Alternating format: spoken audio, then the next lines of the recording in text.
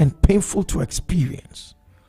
This is why it's natural to try to avoid things that would end in failure.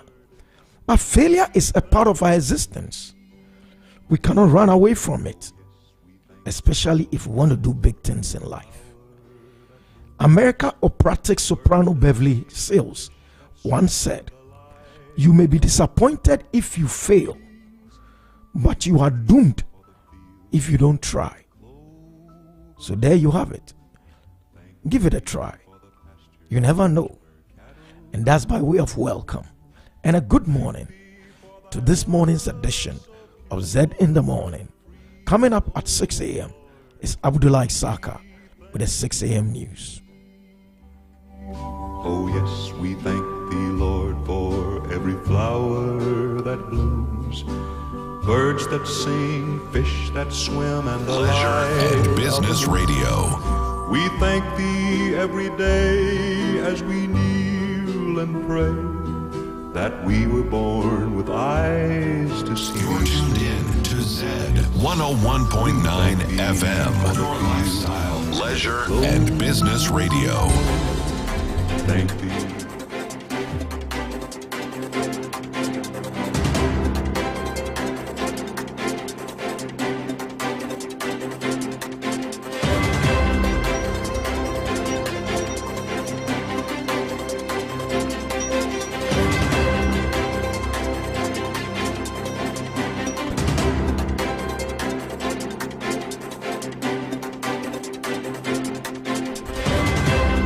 Good morning and welcome to Zed News in the Morning here on Zed 101.9 FM. I am Saka Abdullah.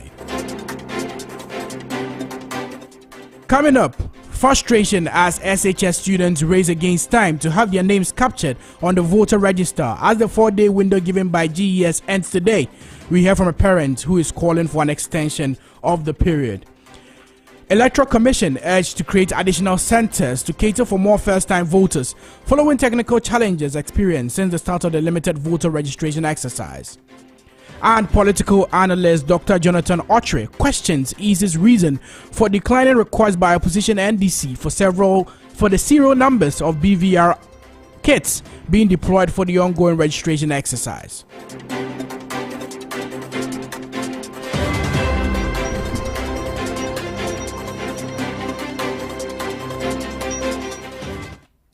Now let's settle for the details.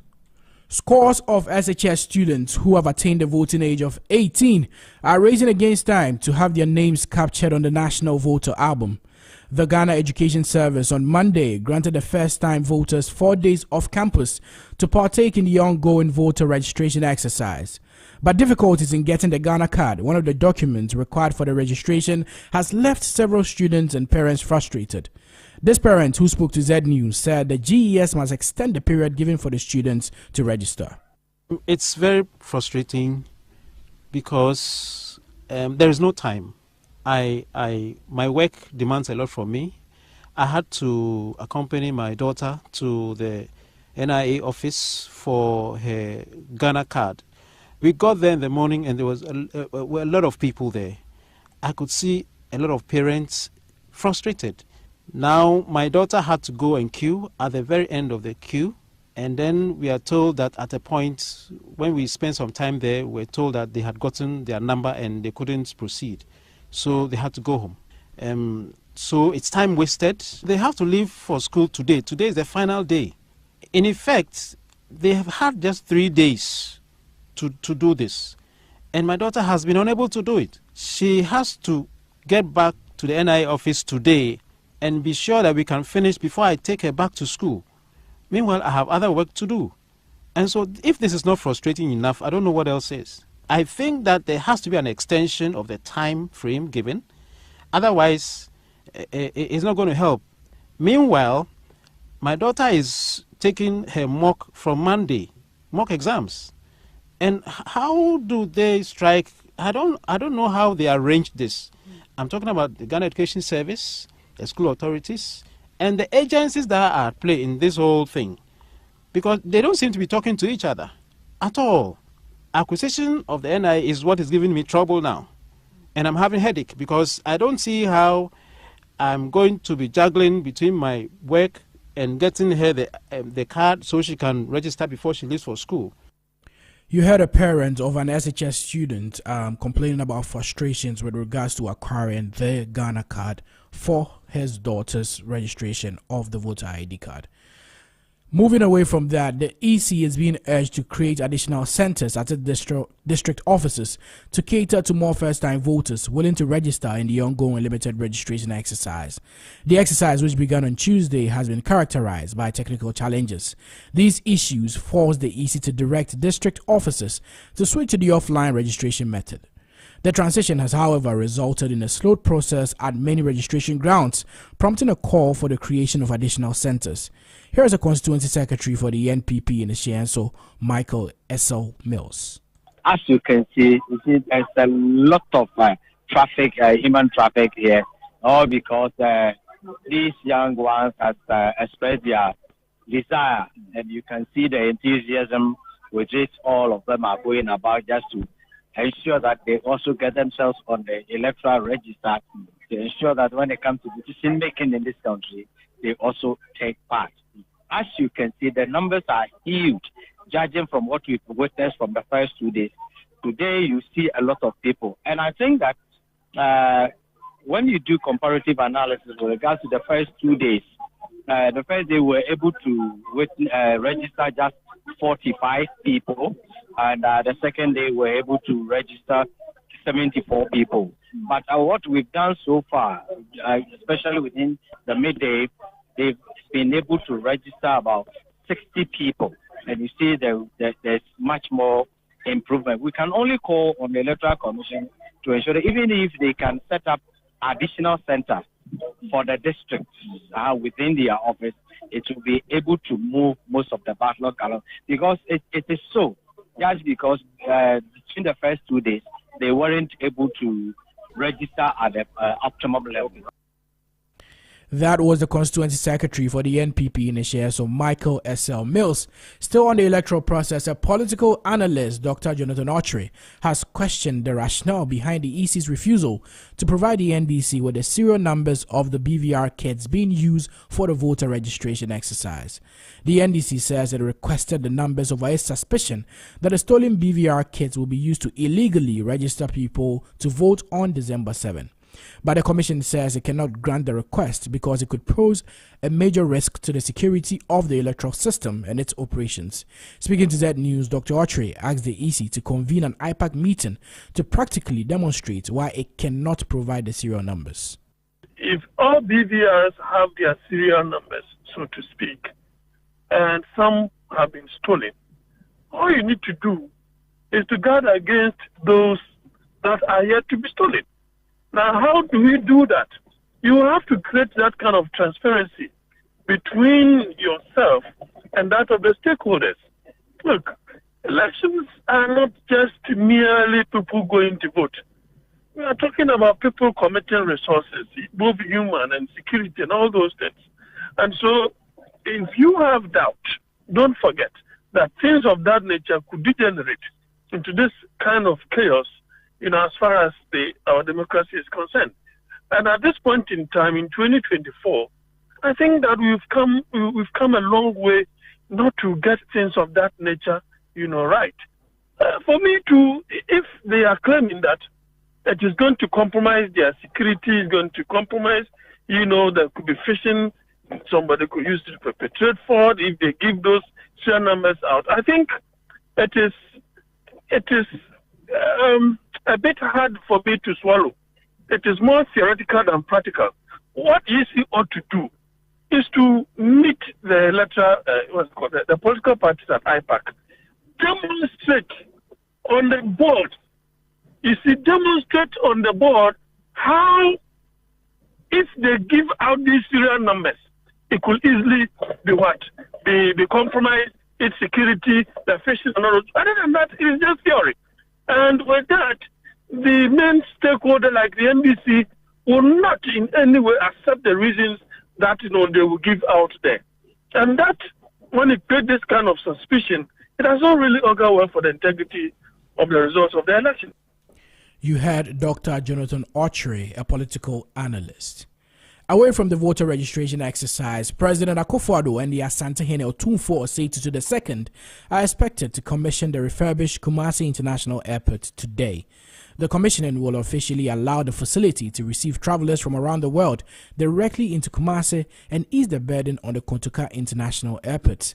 The rehabilitation project, which started in November 2018, involves the expansion of the runway, construction of a new passenger terminal building, as well as a new air traffic control tower. The facility will be named Nana Ajiman Prempeh I International Airport after it is commissioned. The National Disaster Management Organization, NADMO, has assured of its readiness to ensure that the impact of floods are minimized. Ghana continues to grapple with flooding with the onset of the rainy season each year. Torrential rains left parts of Accra flooded and left many commuters stranded on Monday. Already, the Ghana Meteo Agency has warned of more rains this year and has cautioned residents living in flood-prone areas to move to higher grounds. Have a listen to NADMO PRO George AEC, who has been speaking to Z News.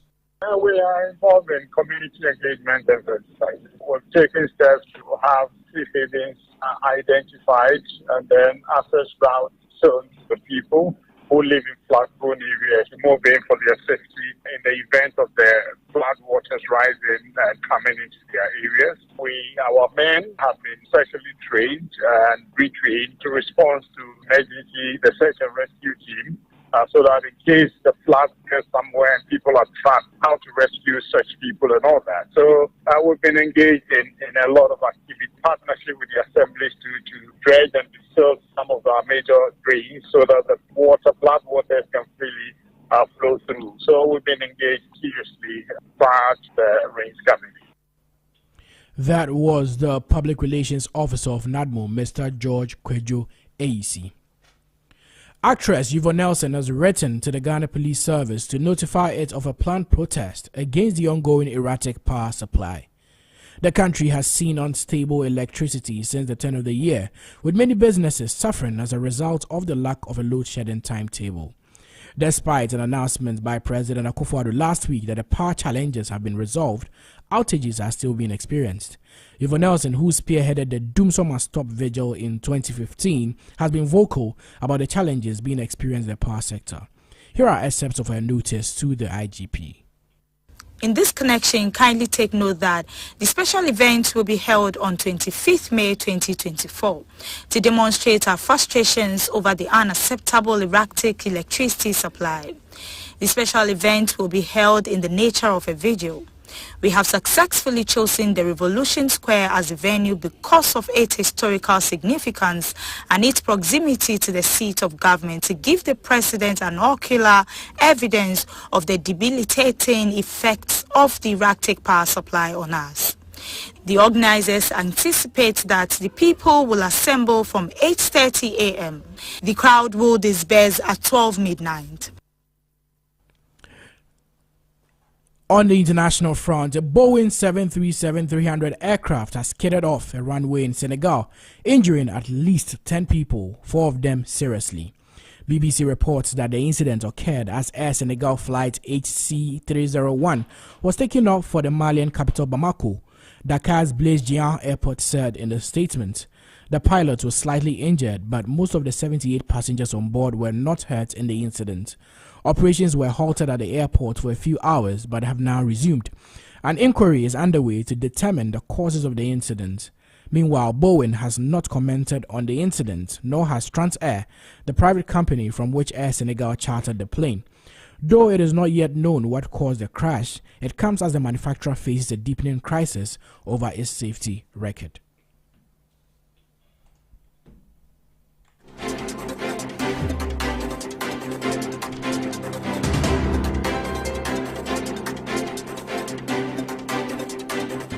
And that is all time will permit for Zed in the News.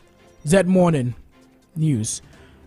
The headlines: frustration as SHS students race against time to have their names captured on the voter register as 4-day window given by GES ends today. We heard from a parent who is calling for an extension of the period. Electoral Commission urged to create additional centers to cater to more first-time voters following technical challenges experienced since the start of the limited voter registration exercise. And political analyst Dr. Jonathan Autry questions EC's reason for declining requests by opposition NDC for serial numbers of BBR kits being deployed for ongoing registration exercise. I am Saka Abdullahi. Jerry Ham continues with Zed in the Morning.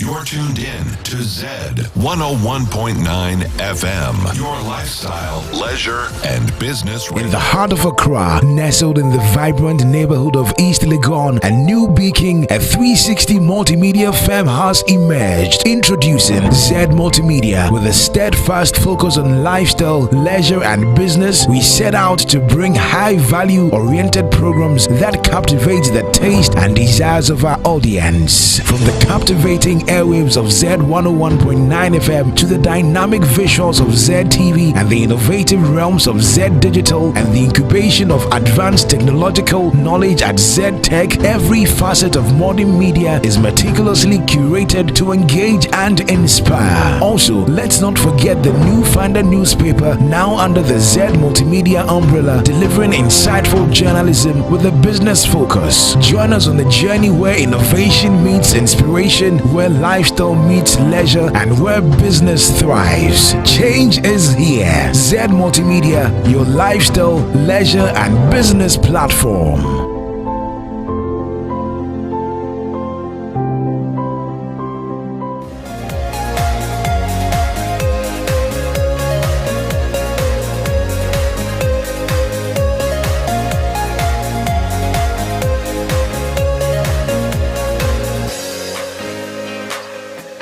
Creatures of our God and King, lift up your voice with us and sing. Hallelujah, hallelujah. Thou burning sun with golden beam, thou silver moon with softer gleam. Oh, praise him, praise him.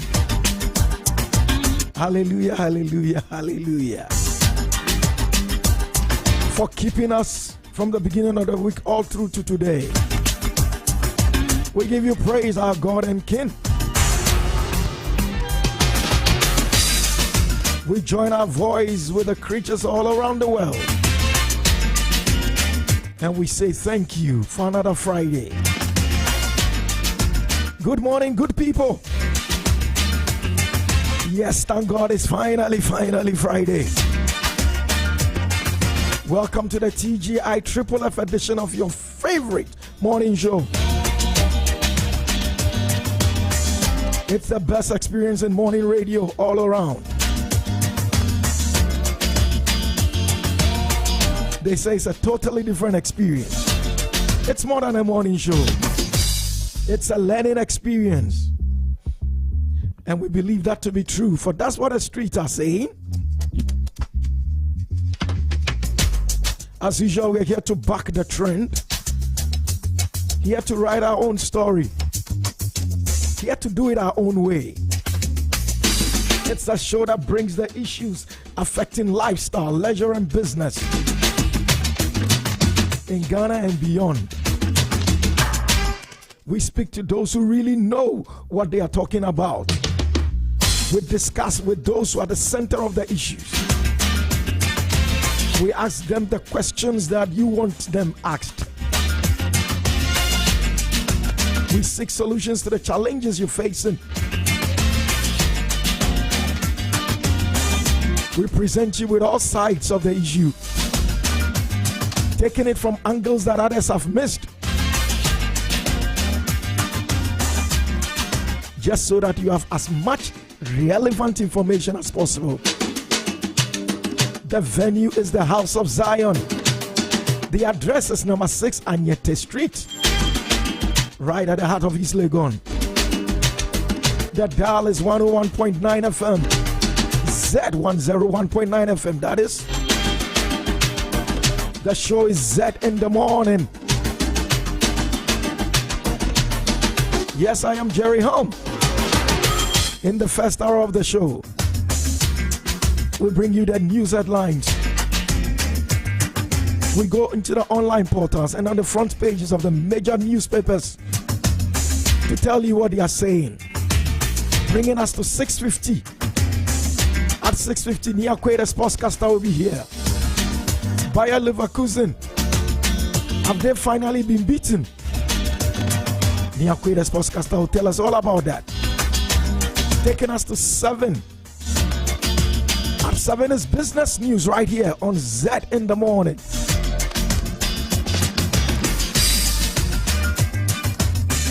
In the second hour, we do our top story. What is the top trending story that is going on in the country? We will have that discussion.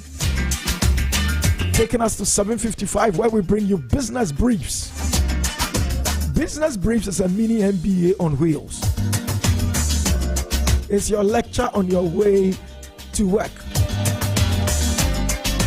We bring you tidbits from the world of business, just to keep your memory fresh. That takes us to 8 o'clock. In the third hour of the show, we bring you a business discussion, Zed Talk. The whole of this week we've been doing business in Ghana. On Monday we spoke to the GIPC, the Director of Investor Services. On Tuesday we spoke to 2 entrepreneurs. They share their experiences about doing business in Ghana. On Wednesday, we spoke to the taxman, just so that we understood the tax system in this country.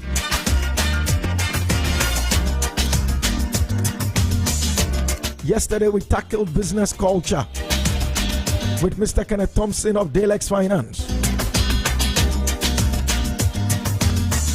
Today, doing business continues. Doing business in Ghana, that is. Then in the last hour, we do our business roundtable, where we will discuss the major stories that have happened during the week in the world of business. Good people from around the world. This is Z101.9 FM. I am Jerry Home. Let's take the show on the road, people.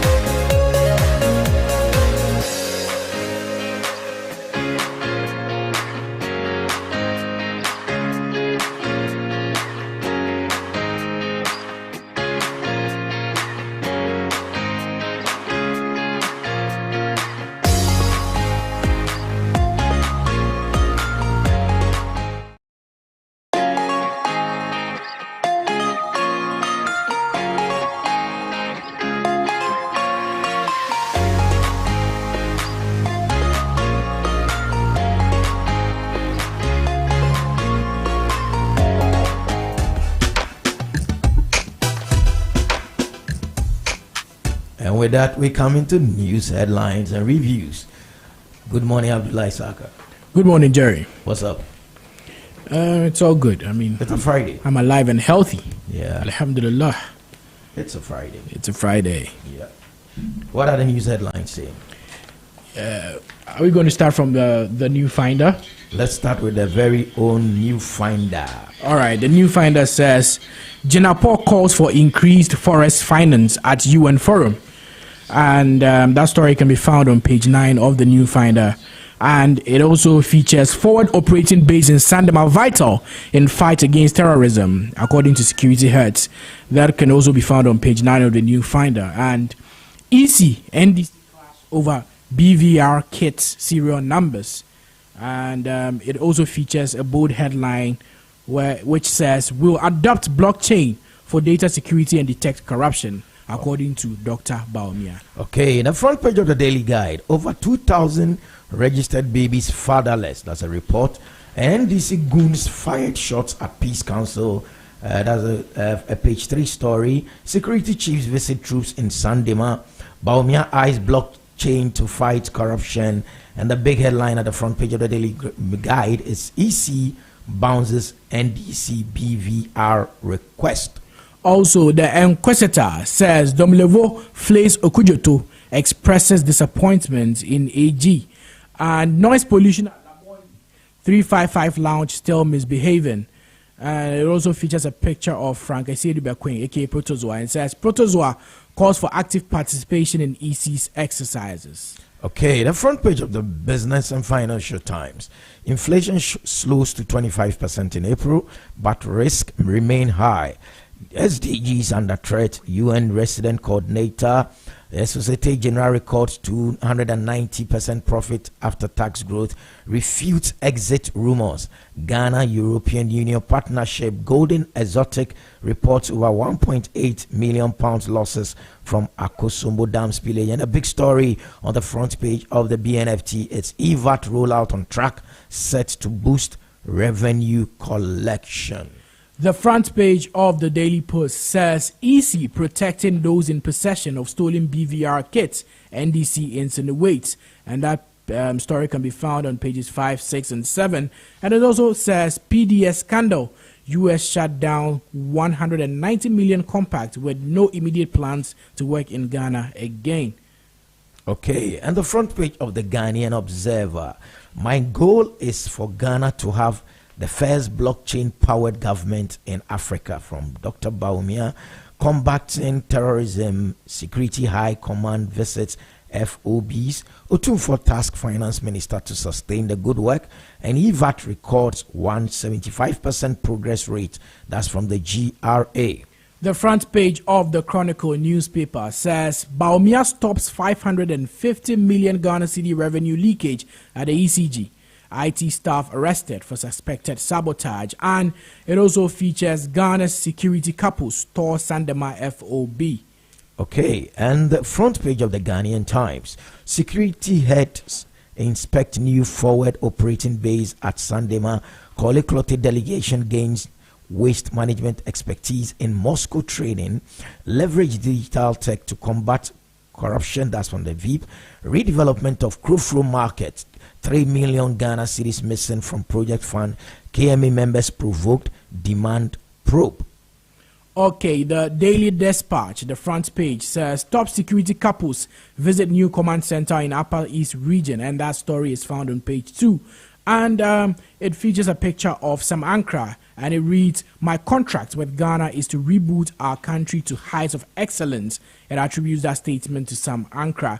And on the vice president, it says, Atamil served as Rawlings' VIP, but as president, he was independent. And it attributes that statement to the vice president, Baumia. Okay, on the front page of the Informer, chiefs support Baumia, describe him as humble, respectful, and intelligent.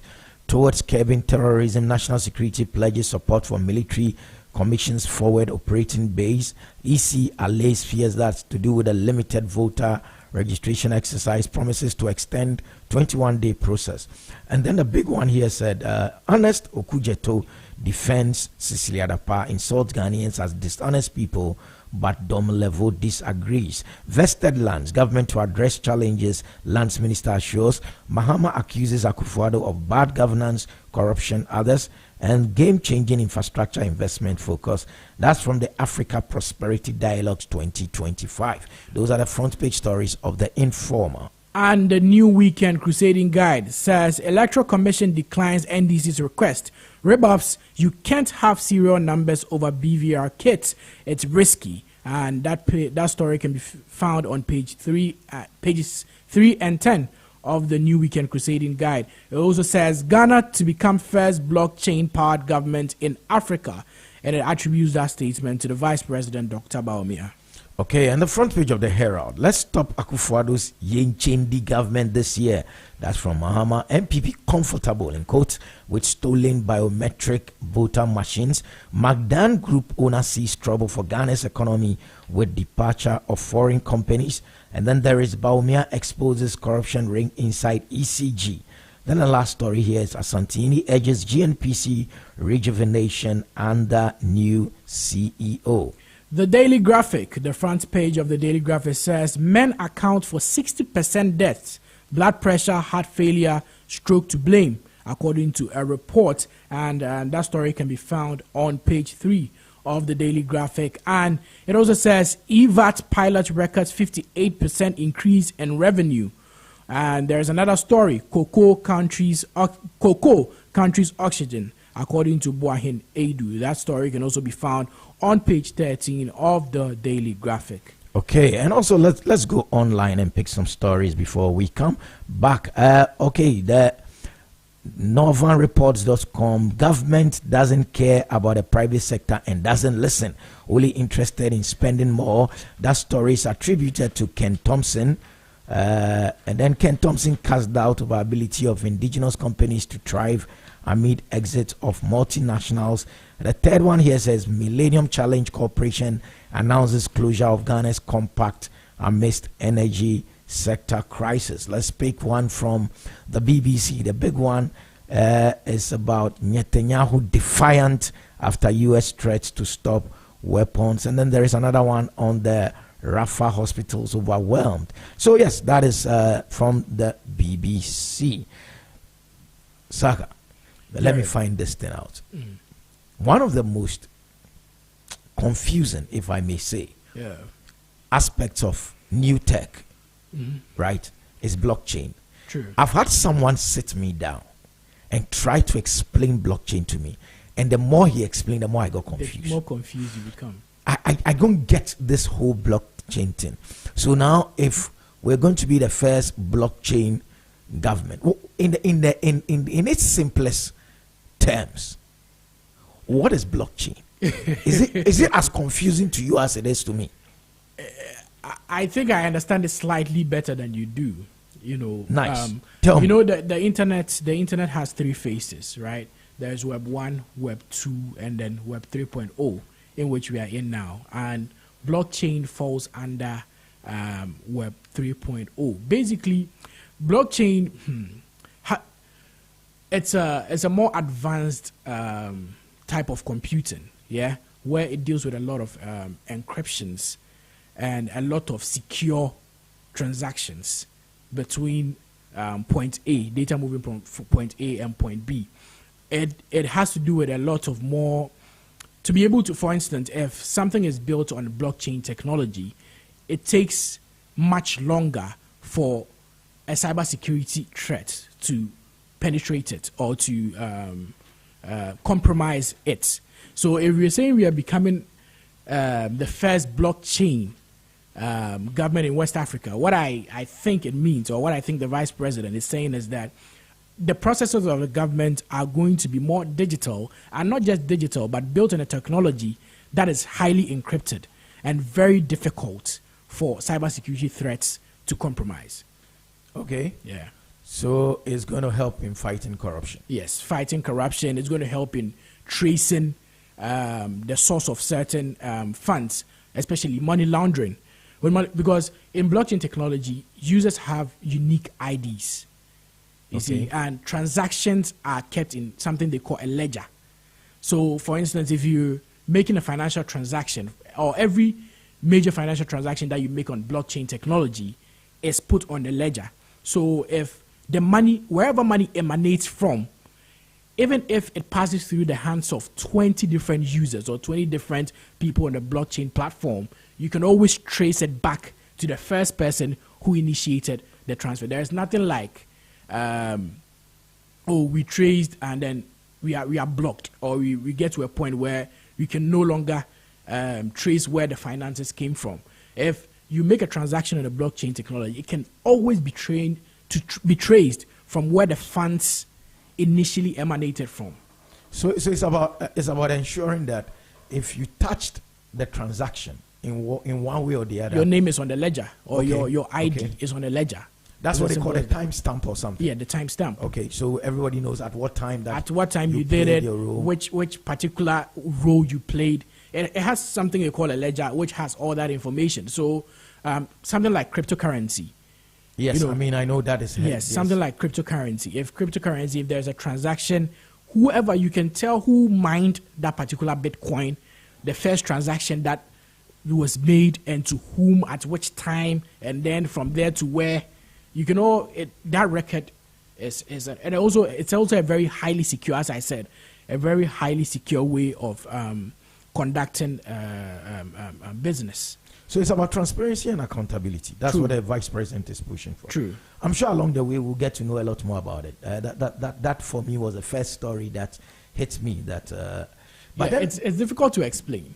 yes, Blockchain is yes, actually difficult yes, to explain. yeah, it is. I'm sure if he had been asked to explain, he would have needed some time to explain. But anyway, that for me was the first story that clicked me today. But there is this thing about the SGSSB leaving the country. Yeah. And now they post their profits, and they said, "Listen, we've never said we're leaving. We're leaving." There are rumors, number one, and then two, it is not from us, SG Ghana. We've never said we're leaving. How do we do this to our own selves? I'm wondering how. Who leaks what? Who starts what? In fact, And how did we all get it wrong? Blockchain. Who started the first rumor? Who is responsible for this? Who do we blame? Who do we blame? Because they say, listen, we're committed to Ghana. We've never said we're leaving. But it actually doesn't also mean they won't leave some time to come. True. But they are saying They are saying this one, it's just a rumor. Yeah.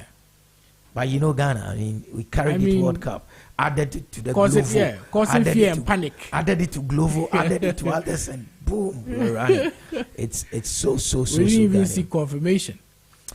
Do You see, we? a single, if we had reached out to them earlier, perhaps it would have stopped all, the news from going that far. But Saka, that's what happens when rumors hit social media.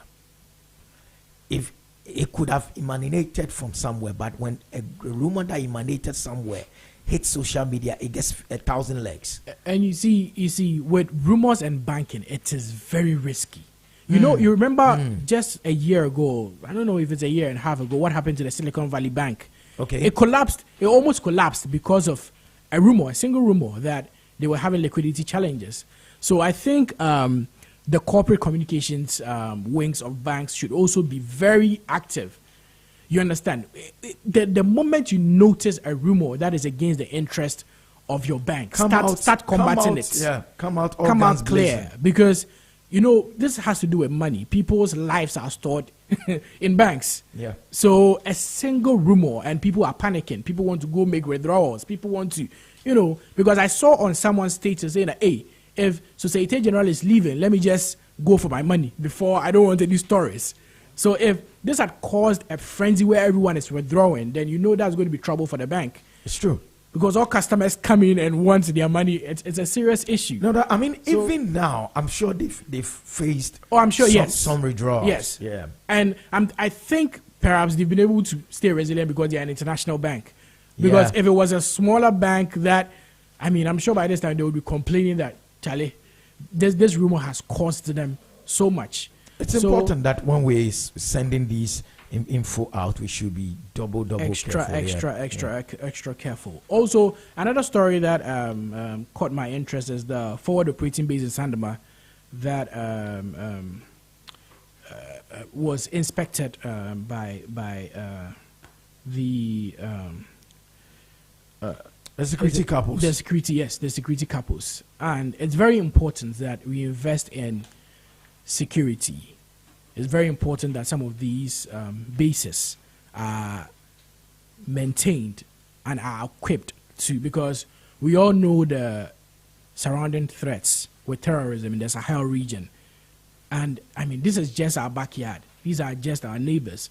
So as a country that is serious about territorial sovereignty, we must ensure that we keep our security agencies well equipped. We make sure that they have all that they need to combat terrorism. Because I have a friend currently on a peacekeeping mission, and he says you never appreciate peace until you're in war. It's crazy. These things are serious matters. Terrorism, serious matter. And it's good to see that the government is making some effort to equip the military and to give the military all it needs to safeguard citizens and the territorial sovereignty of the nation. So I think this is very good news, what the government is doing in that regard. You see, you're absolutely right. When you are in Accra, you stay in, say, Medina, Denta, or you stay wherever, and you come to work, say, Accra Central. After you close, you go back home. You don't really appreciate the importance of stories such as these. Yeah. You don't appreciate it. Like, you think it's too far away from it's far. I mean, but if you understand that, listen, the borders, and our borders are so strategic these days. Yeah. Because of the fact that we seem to be like an oasis of democratic stability within this whole system of upheavals, political. There are coups here and there. We don't really appreciate what we're doing in this part of the world. So it's very, very important that as a nation, we give security some very serious look at. So I'm happy that we have a forward operating base at Sunday Mine. It's been inspected and it's been assured that, listen, as a country, we are safe. We're safe. And it's also important that we understand what it is. It's a forward operating base. It's a forward operating base, meaning that what we have is actually a secured outpost, right? So those up north, because Charlie, if the fight is coming from Burkina, it will touch them first. So it's important that's a good move. But there's a story that is of interest to me here, because a delegation from the Kole Klote, and this is from Ghanaian Times, page 9, went to Moscow for training in waste management. Moscow, Russia. In waste management. Why Moscow? I know they get. I mean, did they state any additional information? Because, I the training held between March 11 and April 7th sought to equip the staff with the necessary knowledge and skills to address the growing challenges of waste management and promote circular economic practices within the municipality. But why Moscow? No, but Jerry, that districts and municipalities have partnership with other districts and municipalities in various countries around the world. Yeah. So perhaps this could be a partnership like that. Maybe a city in Moscow, in Russia, or a municipality in Russia. So they visited an advanced industrial waste management site, allowing them to witness first-hand application of modern technologies and best practices in waste management. Yeah, I mean, that's a partnership they got. They have a partnership with a municipality. So they've gone to learn from Moscow. Yes, you cannot doubt that Russia is a very progressive, developed country. Okay. So there are a few things that we can. Are Russians using open drain systems? Question 1. Are gutters in Russia open? That is why they are going to learn, Jerry. Number 2. Are Russians dumping rubbish in waterways? That is all part of the learning. No, because see, Jerry, no. See, when you travel, you see these things, and especially as leadership. Perhaps some of them have never stepped outside the borders of the country, but when they step out and they see how these countries are managing their sanitation, how they are shaping public behavior, the behavior of the society, how they are putting measures in place to ensure that their citizens are protected from diseases that are related to poor sanitation and all of that. Perhaps it would inspire them to think of how that could be applied to their various municipalities. So it's important.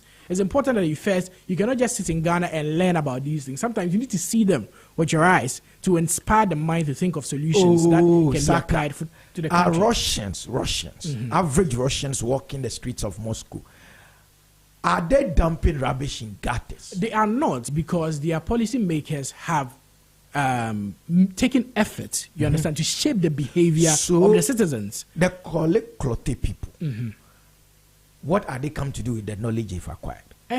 So hopefully we can hope that as they've come, they are coming. See a policy of hope. I don't know why you are. I don't know why you are. You are against this. I don't know why you are punching holes in this. I'm not punching holes. I'm just asking questions.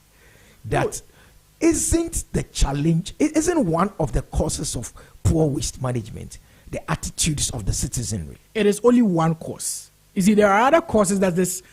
Perhaps if you think that the attitudes cannot be fixed by going for a course or going for a tour in Russia, perhaps the other factors can be tackled if with the right knowledge that they might have gained from this visit to Russia. So let's not downplay it at all. I don't downplay it. Don't downplay it. I'm just saying that why Russia? I'm saying why Russia? And I'm saying that partnership exists. You understand? So perhaps the Clote, is it the municipal or the constituency? Yeah, the municipal. Perhaps the municipal has a partnership with a municipality in Russia, and they invited them that, you know what, you are struggling with sanitation, so come, let's see what we can teach you with regards to sanitation, so that you can apply it in your own municipality. So I think it's a great thing that they've gone to, at least, you see, even seeing how waste is managed in Russia alone can inspire a lot of solutions when they come to Ghana. I mean, it's important. We don't have waste management plants in Ghana. We have, but you see, as you said, there are so many things wrong with our sanitation. There are so many things wrong with our sanitation. So perhaps they may not be the best example. So they needed to see, what an ideal situation looks like. Let's not belabor that point. I mean, I don't want to get into any trouble. I don't want them calling me. Any story? Jerry, yes, the sir. Daily Graphic, it says men account for 60% of deaths. Blood pressure, heart failure, stroke to blame. According to a report by the Birth and Deaths Registration, Birth and Deaths Registration. According to Birth and Deaths Registration. And it's saying that 6 out Give of 10... me the stats again. 60% of deaths are men, with regards to blood pressure, heart failure, and stroke. Okay. And so it goes on to say... Men are dying more than women. Yes. Okay. And the major causes are blood pressure, heart failure, and stroke. And it says 6 out of 10 deaths, representing 60.3% of all deaths registered in the country in 2022, were males. Interesting. Were males. And it is saying, apart from cancer, which claimed more female lives, all the remaining diseases killed more men than women. Jerry, what do you think is the issue here? Are we safe? Have you seen those videos where, like on social media, they will show men doing crazy, dangerous, foolhardy stuff, and then they will write, "This is why men die early." Yeah, that's your answer. So you think we do not take care of ourselves enough? It's manly in quotes to appear as if you are invincible.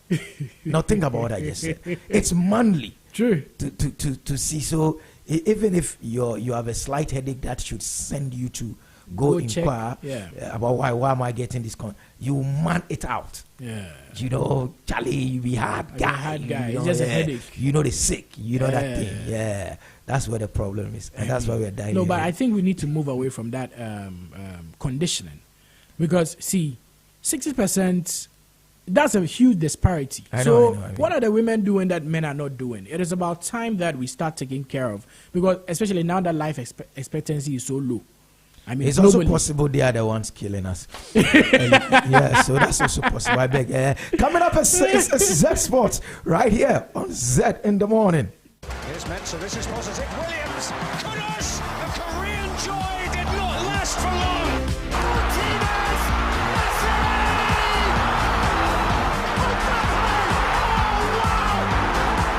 Oh my gosh, Kudus, Mapavana from Guyana.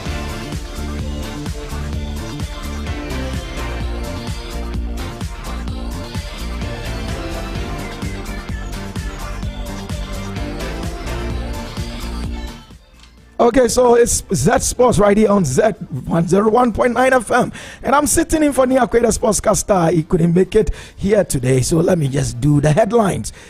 Ket Okreku calls for action to boost stadium attendance 23 years after the disaster. Chelsea's recent form shows plan is coming together, says Todd Boehly. And Bayer Leverkusen set new European unbeaten record on way to Europa League final.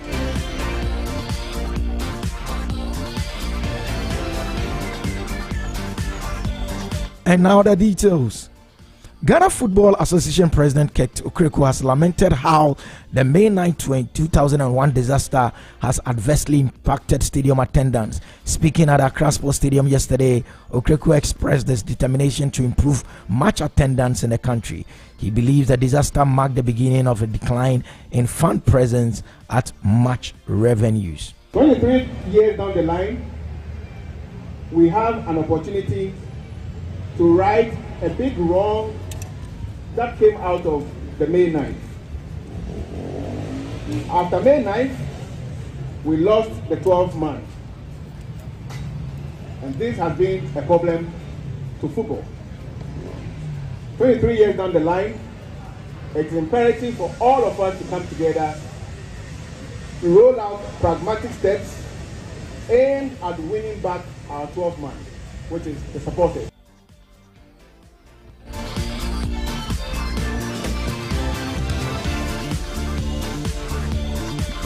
And that was the GFA president, Ket Okreku. Let's continue. West Ham's Mohamed Kudus says his trademark goal celebration was to appear different from other regular ways of doing it. In his debut season in the Premier League, the Ghanaian has hit the ground running in more ways than just scoring. He's made a headline due to his goal contribution tally of 7 goals and 5 assists in the Premier League, gradually asserting himself as one of the best players for the London-based side this season, but also with his goal celebration.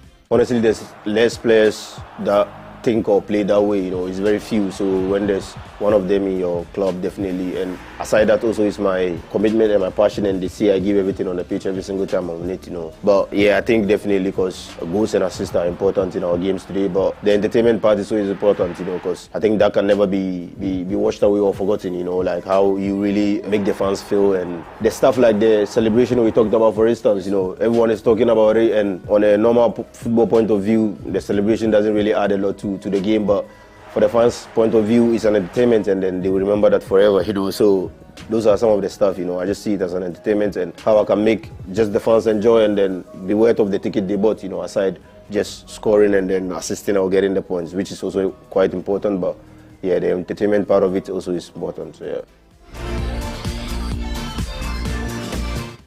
That was West Ham's Mohamed Kudus. And our MTN FA Cup semi-finals in Swatreman, AFC would face Legon City's Bofakwatano versus Dreams FC.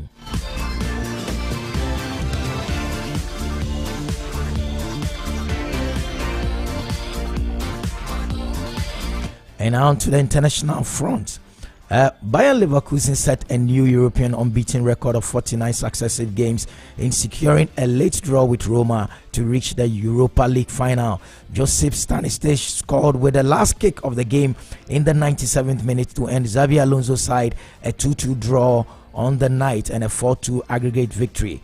They have now gone 49 successive games without defeat in all competitions, including 40 victories. It means Leverkusen better the unbeaten run the Eusebio-led Benfica side managed between December 1963 and February 1965.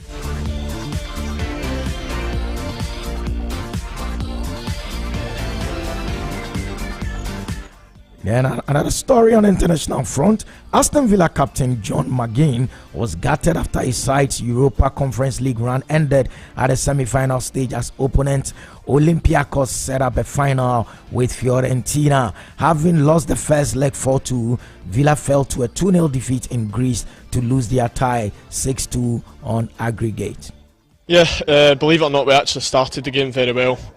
First half was a really good performance by us, but over the two legs, very, very disappointing, obviously. We got into this competition as favourites. We handled that pressure throughout the competition. I think it's been a huge learning curve for us. It's not been a smooth journey. We got to the semi-final, down to the bare bones a bit. However, those of us that were out there over the two legs, we lost to what was the better team, and I think the scoreline proves it. Possibly, but the manager drills into us it's a kind of no excuse environment. Obviously, you want your best players available, you want everyone there. When you're in the trenches, someone to turn to change the game or do something different. But tonight, I think the game plan was perfect in the first half. We've got to be really proud of how we played. The goal was obviously extremely disappointing.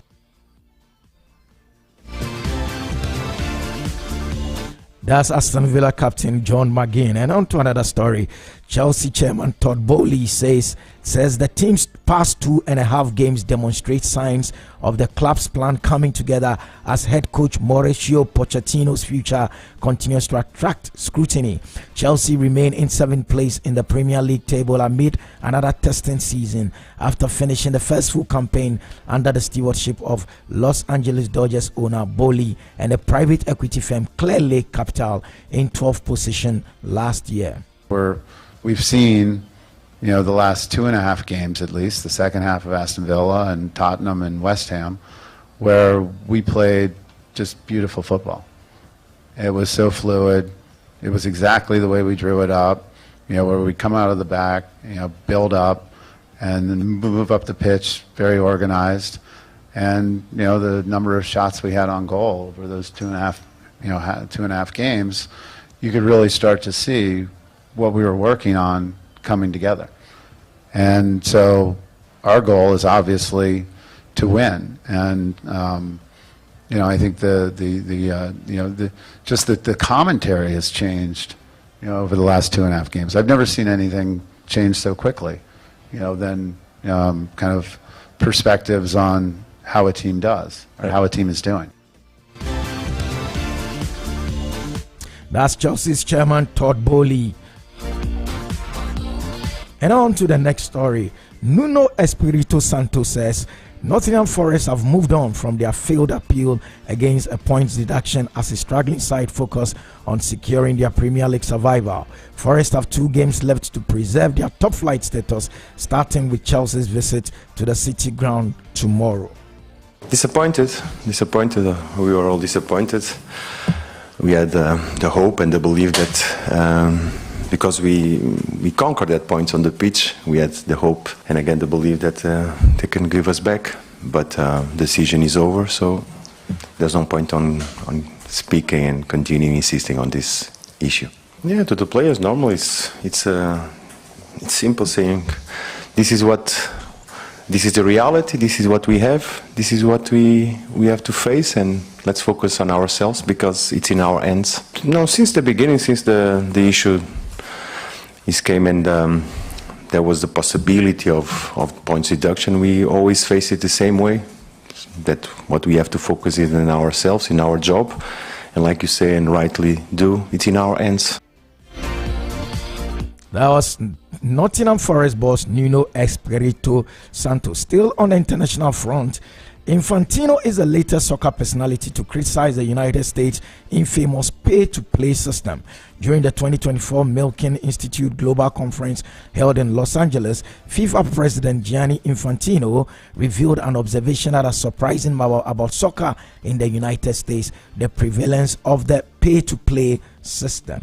One of the things which shocked me here in America is that children have to pay to play. In order to play, we have to stop this. I mean, I'm Italian, I grew up in a little Swiss village in the middle of the mountains. There was a soccer team there which played in the 6th highest division, so very small, very low. And they have 23 youth teams. And this is all privately organized, privately funded. So the local guy who has a restaurant gives the jerseys, the lawyer who has a little bit more money, he spends the shoes, he gives the shoes. And privately you create this movement that makes sure that every kid plays.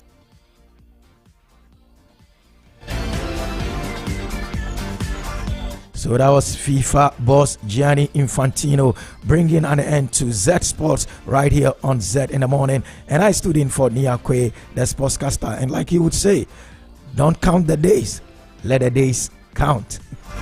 Here's Mensah, this is positive. Williams, Kudus, the Koreans.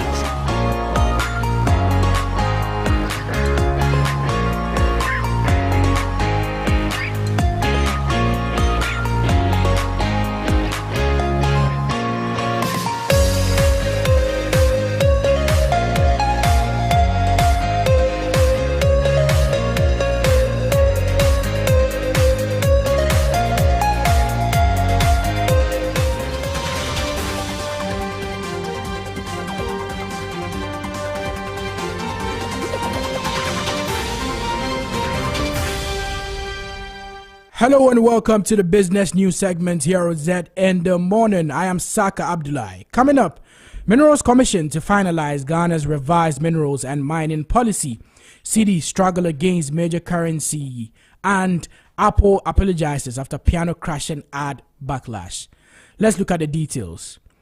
Due to changing global trends, new government policies and challenges faced in implementing Ghana's first minerals and mining policy, the Minerals Commission has been preparing a revised draft policy which is aimed, among others, at maximizing benefits while reducing the cost of mining. The policy is also aimed at promoting efficient artisanal and small-scale mining operations. Christopher Oboshianan of Z Newsroom has more in this report.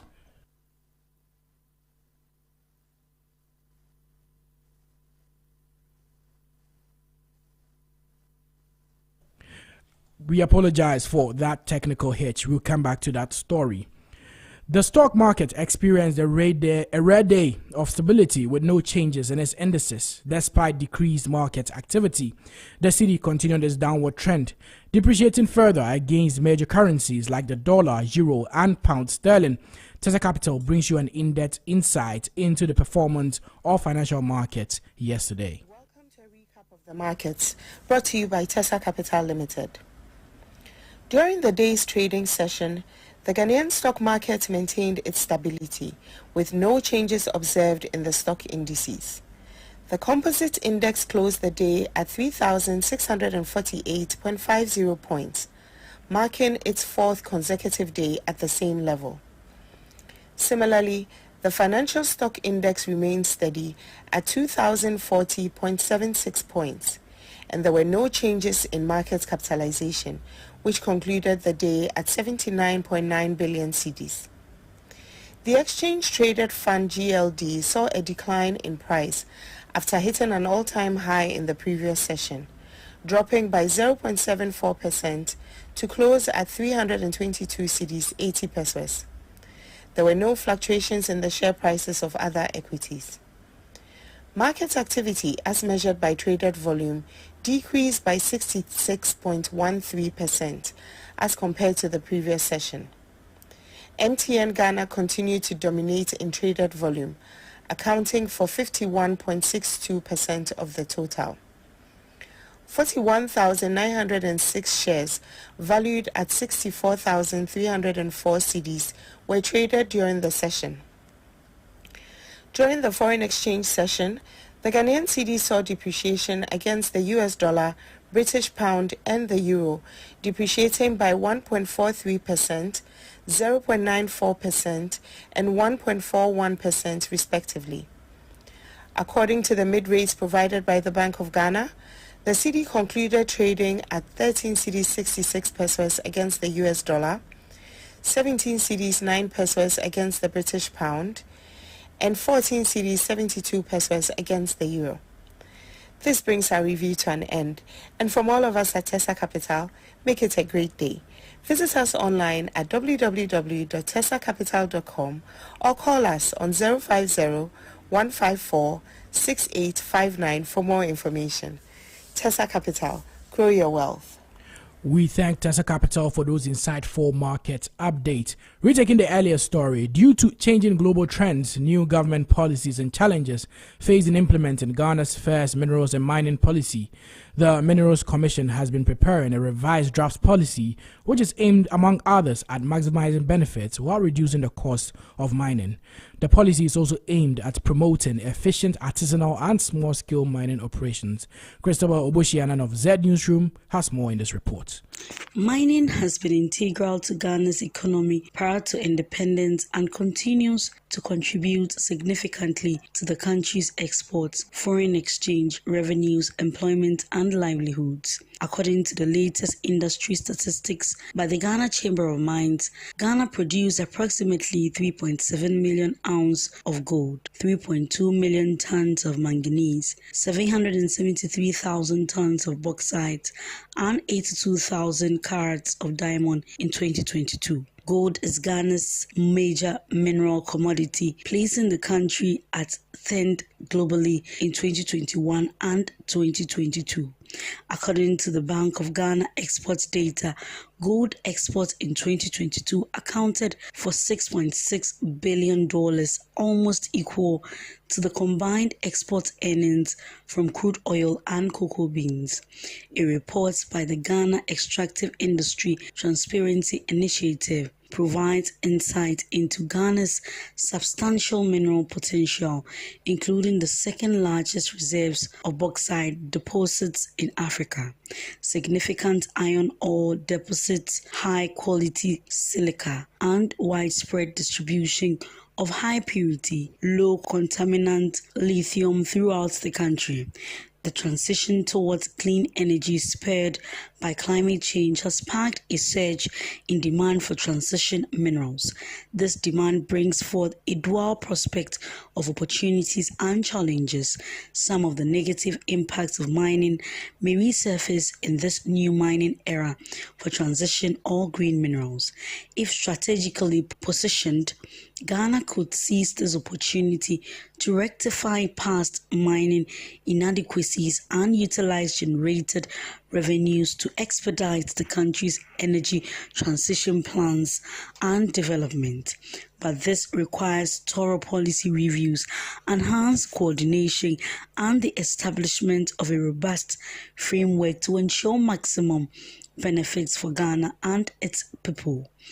It will also include revisiting contracting practices and terms, prioritizing beneficiation and value addition, and addressing community impact. To address some of these issues, Ghana's minerals and mining policy was developed in 2014, but since then several key developments have taken place requiring a review to make it fit for purpose and to address emerging climate and energy transition requirements.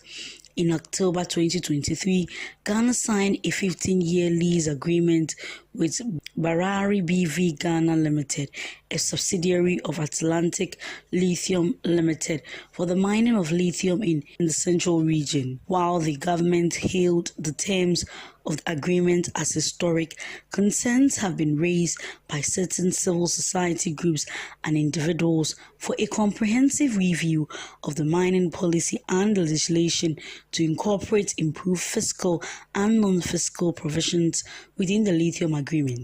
To address these issues, government has drafted a policy.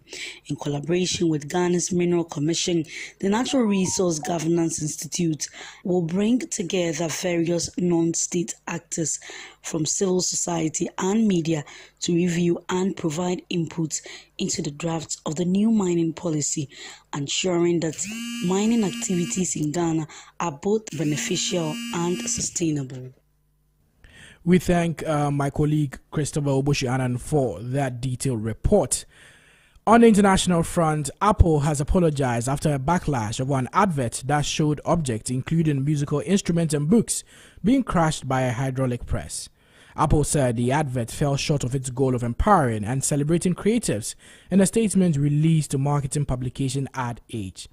The video was meant to demonstrate how creativity has become compressed into the latest iPad. But celebrities including Hugh Grant and Justine Bateman reacted with horror to the distraction showed in the adverts. Apple boss Tim Cook has been called tone deaf for his post on X, formerly Twitter, about the device where he asked people to imagine all the things it will be used to create. The advert attempts to show that Apple's latest tablet is capable of such things as watching television programs, listening to music, and playing video games, while making the point that the new device is particularly thin. It does this by using a video theme that has been around for almost a decade of musical instruments being crushed. However, in this instance, it seems the tech giant has also succeeded in mangling its own reputation, with complaints saying that the ad actually shows how tech is stifling creativity rather than encouraging it. That is all time will permit for the business news segment here on Zed in the Morning. But before I go, a recap of the major stories. Minerals Commission to finalize Ghana's revised minerals and mining policy. The cedi continued the struggle against major currencies, and Apple apologizes after piano crashing ad backlash. I am Saka Abdullahi. Jerry Ham continues with the show. You're tuned in to Zed 101.9 FM, your lifestyle, leisure, and business radio.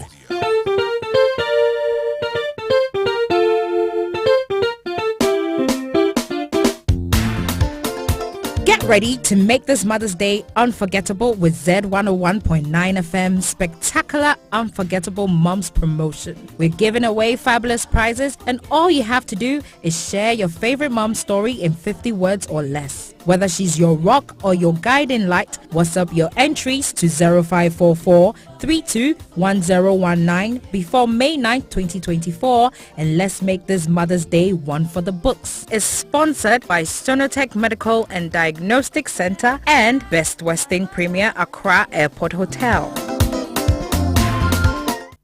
It's your lifestyle, leisure, and business radio.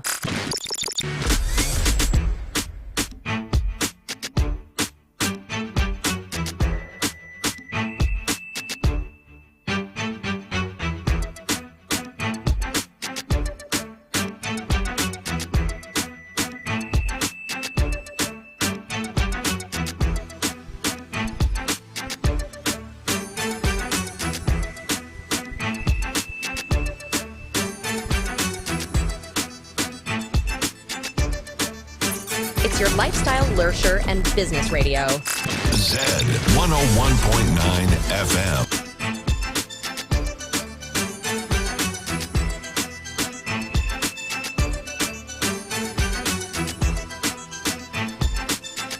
Yeah, you're welcome to the next hour of the show, the second hour of the show, that is. It's still Zed in the Morning.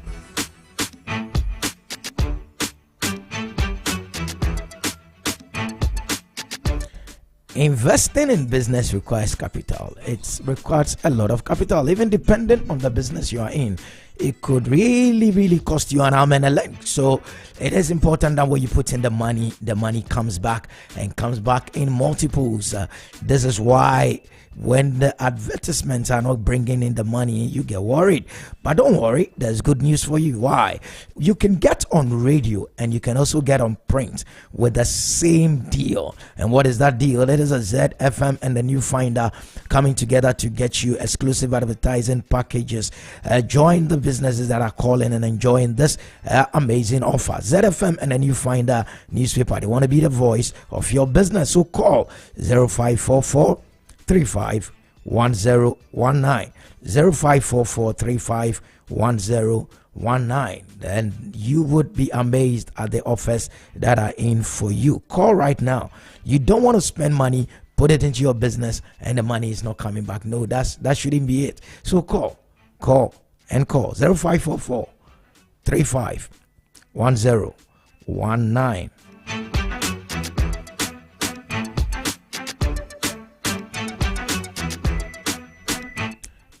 We may. The year is still yet to hit the halfway mark, but you still haven't gotten the job that you planned and you hoped and you prayed to get. Why? Because you don't know the links. The links are not there.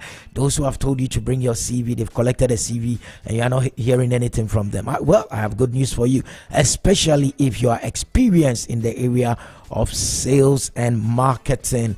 You need to call this line because there's a reputable company that is looking for salespeople just like you. 0544 35 1019 0544 351019. That is the line to call. There is a job waiting for you. If you're lucky enough and you've got what it takes to go through, you have a job. Just call 0544 351019.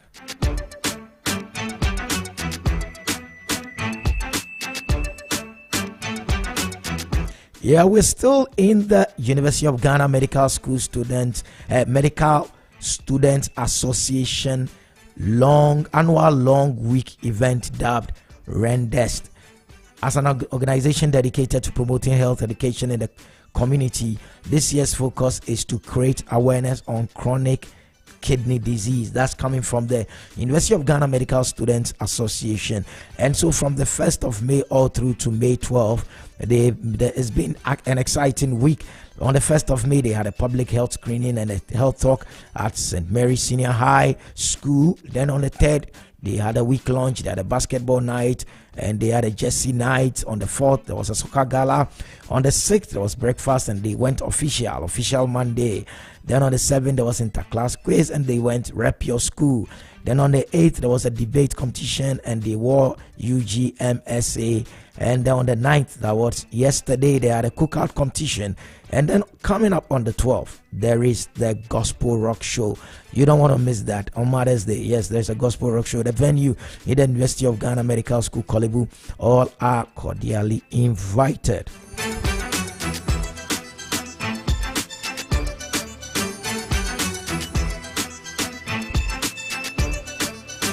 Are you aware that you can enjoy the best shows on lifestyle, leisure, and business right here on Z 101.9 FM? This is why I like to take you through what your typical work week should look like. Your Monday to Friday. This is how it should look like. At 5 a.m., make sure you're tuning to Z 101.9 FM. Why?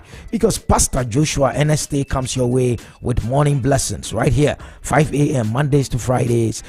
Joshua NST comes your way with a show called Morning Blessings. Morning Blessings come to you at 5 a.m. taking you all through 5:30. At 5:30 we change the dial and Z 101.9 FM comes your way with Living Word, so you don't want to touch the dial. After Pastor Joshua NST comes your way, then followed by Living Word with Dr. Mensa Otabil. Living Word comes your way Mondays to Fridays 5:30 a.m. daily right here on Z 101.9 FM. Living Word takes you from 5:30 all through to 5:55 when yours truly Jerry Helm comes your way with Zed in the Morning, where we unravel the headlines that shape our world every morning to make you stay informed and stay empowered. I would captain the ship all through to 9:55. At 9:55 we sign out, and then at 10 a.m. comes another amazing show with an amazing lady, and it's NYA the brand. She comes your way with a show titled The Brighter Side, Mondays to Fridays 10 a.m. to 1 p.m. Join NYA the brand on The Brighter Side this and every Monday to Friday 10 a.m. to 1 p.m. Then also on Tuesdays, every Tuesday 1 p.m. to 2 p.m. the show is I Have a Story to Tell, and the host is Honorable Fritz Bafo. It says I have a story to tell. He's interviewing some amazing Ghanaians who have great stories that they are sharing. Also tuning to Z 101.9 FM this and every Monday to Friday from 3 p.m. to 7 p.m. Keep your dial locked here because of Free Oil, and the gang brings you Highway 1019. Highway 1019 comes your way right here on Z 101.9 FM. It's a drive that puts a smile on your face.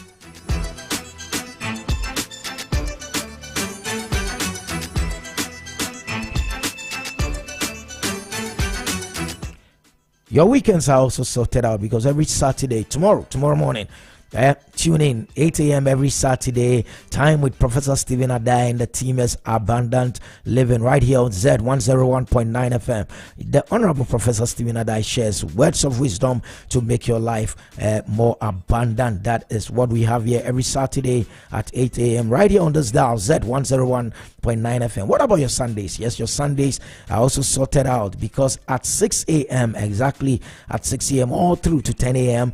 DDM David Aquamensa comes your way with Z Gospel Groove right here on Z 101.9 FM, taking you all through from 6 a.m. to 10 a.m. Some of the amazing gospel songs that you've missed, DDM will bring it to you right here on Z 101.9 FM. And then right after Z Gospel Groove comes the legend, the man they call the legend of country. He is the godfather of country music in Ghana and beyond. Tommy Anna Forson comes your way with Country Express, Sundays 10 a.m. to 1 p.m. Then he also comes your way because if it's so nice, we do it twice. So yes, twice in a week, Country Express comes your way. Sundays 10 a.m. to 1 p.m. and Wednesdays 7 p.m. to 10 p.m. right here on Z 101.9 FM. That is the lineup. You don't want to touch your dial. This is Z in the morning, and I am Jerry Hum. And it's a Friday. Thank God it's finally Friday. Yes, that's how I like to say it. Thank God it's finally Friday. Z in the morning. Today we talk a lot of business, but before we do that, let's give you a double dose of the thing they call good music right here on Z in the morning.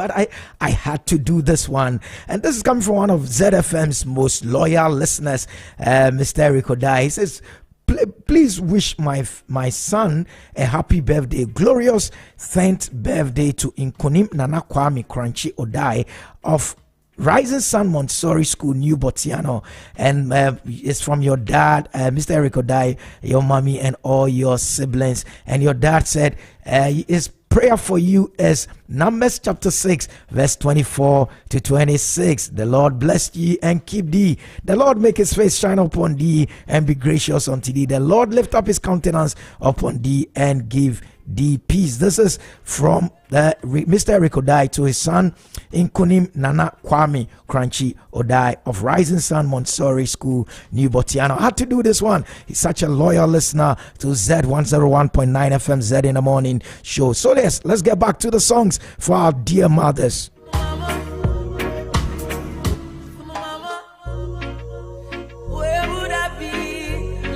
It's your lifestyle, leisure, and business radio.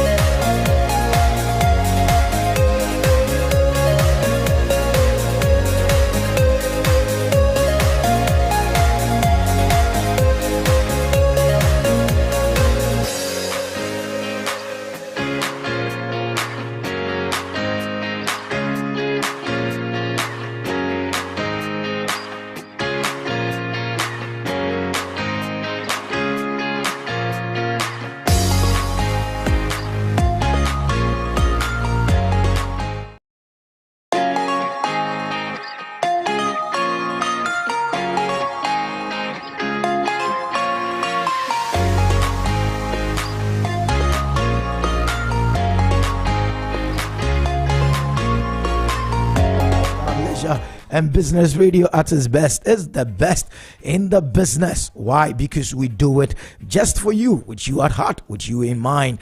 You know, there is one thing we cannot run away from. That is the importance of Kumasi as Ghana's second biggest city in terms of tourism, in terms of culture, in terms of so many things. So, top story today, we're looking at the commissioning of the rehabilitated Kumasi International Airport, and we're told that President Akufo-Addo and the Asante 2432, the second are expected to commission the refurbished Kumasi International Airport today. The commissioning would officially allow the facility to receive travelers from around the world directly into Kumasi and ease the burden on the Kotoka International Airport. The rehabilitation project, we started in November 2018, involves the expansion of the runway, construction of a new passenger terminal building, as well as a new traffic control tower, and the facility will be named Nana Adjumani Prempeh First International Airport after it is commissioned.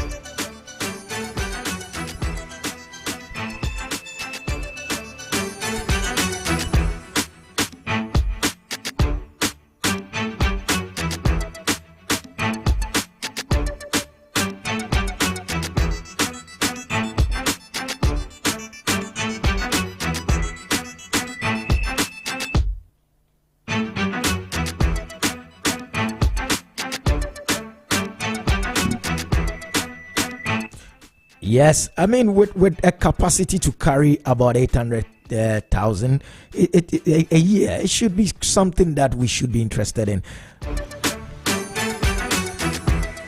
On a personal note, I'm very excited about this new airport place. I used to do a lot of travels to Kumasi, so I can't wait to fly into Kumasi in the coming weeks just to have a feel of this new airport. We'll be talking to our man Fatal Bayaga, our Ashanti regional correspondent, to find out what the preparations are and what the expectations of Asante Man is for this very airport. The Nana Adjumani Prempeh First International Airport.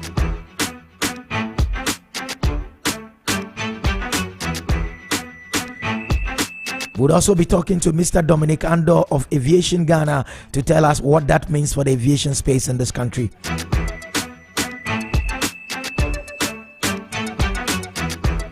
Trust me, an expanded Kumasi International Airport is a big deal.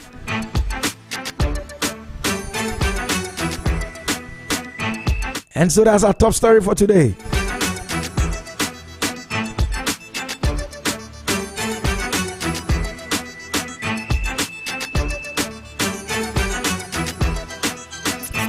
Lifestyle, leisure, and business radio. Zed 101.9 FM.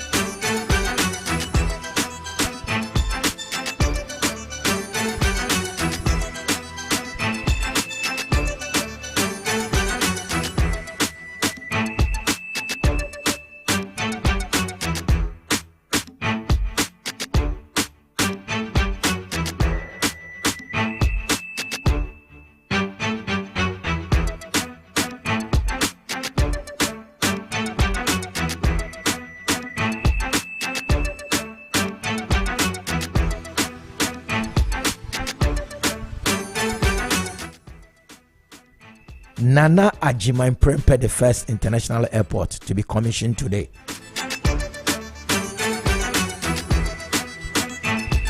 In my personal experience, let me share a story with you that tells you how important this airport is.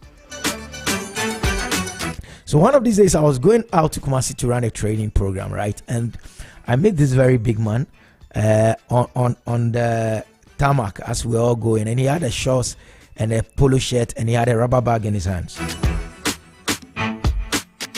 And I just greeted shyly and we all got in there. And then when we got to Kumasi after the flight, I realized that the big man was nowhere to be found. Apparently, he had gone to the washroom.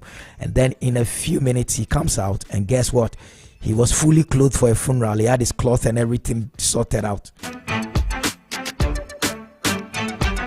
By the evening flight, we all came back. He was back in his polo shirt and his shorts. That's how important a flight like that could do for you. You just go do whatever you have to do and you're back home. So yes, this is a big deal.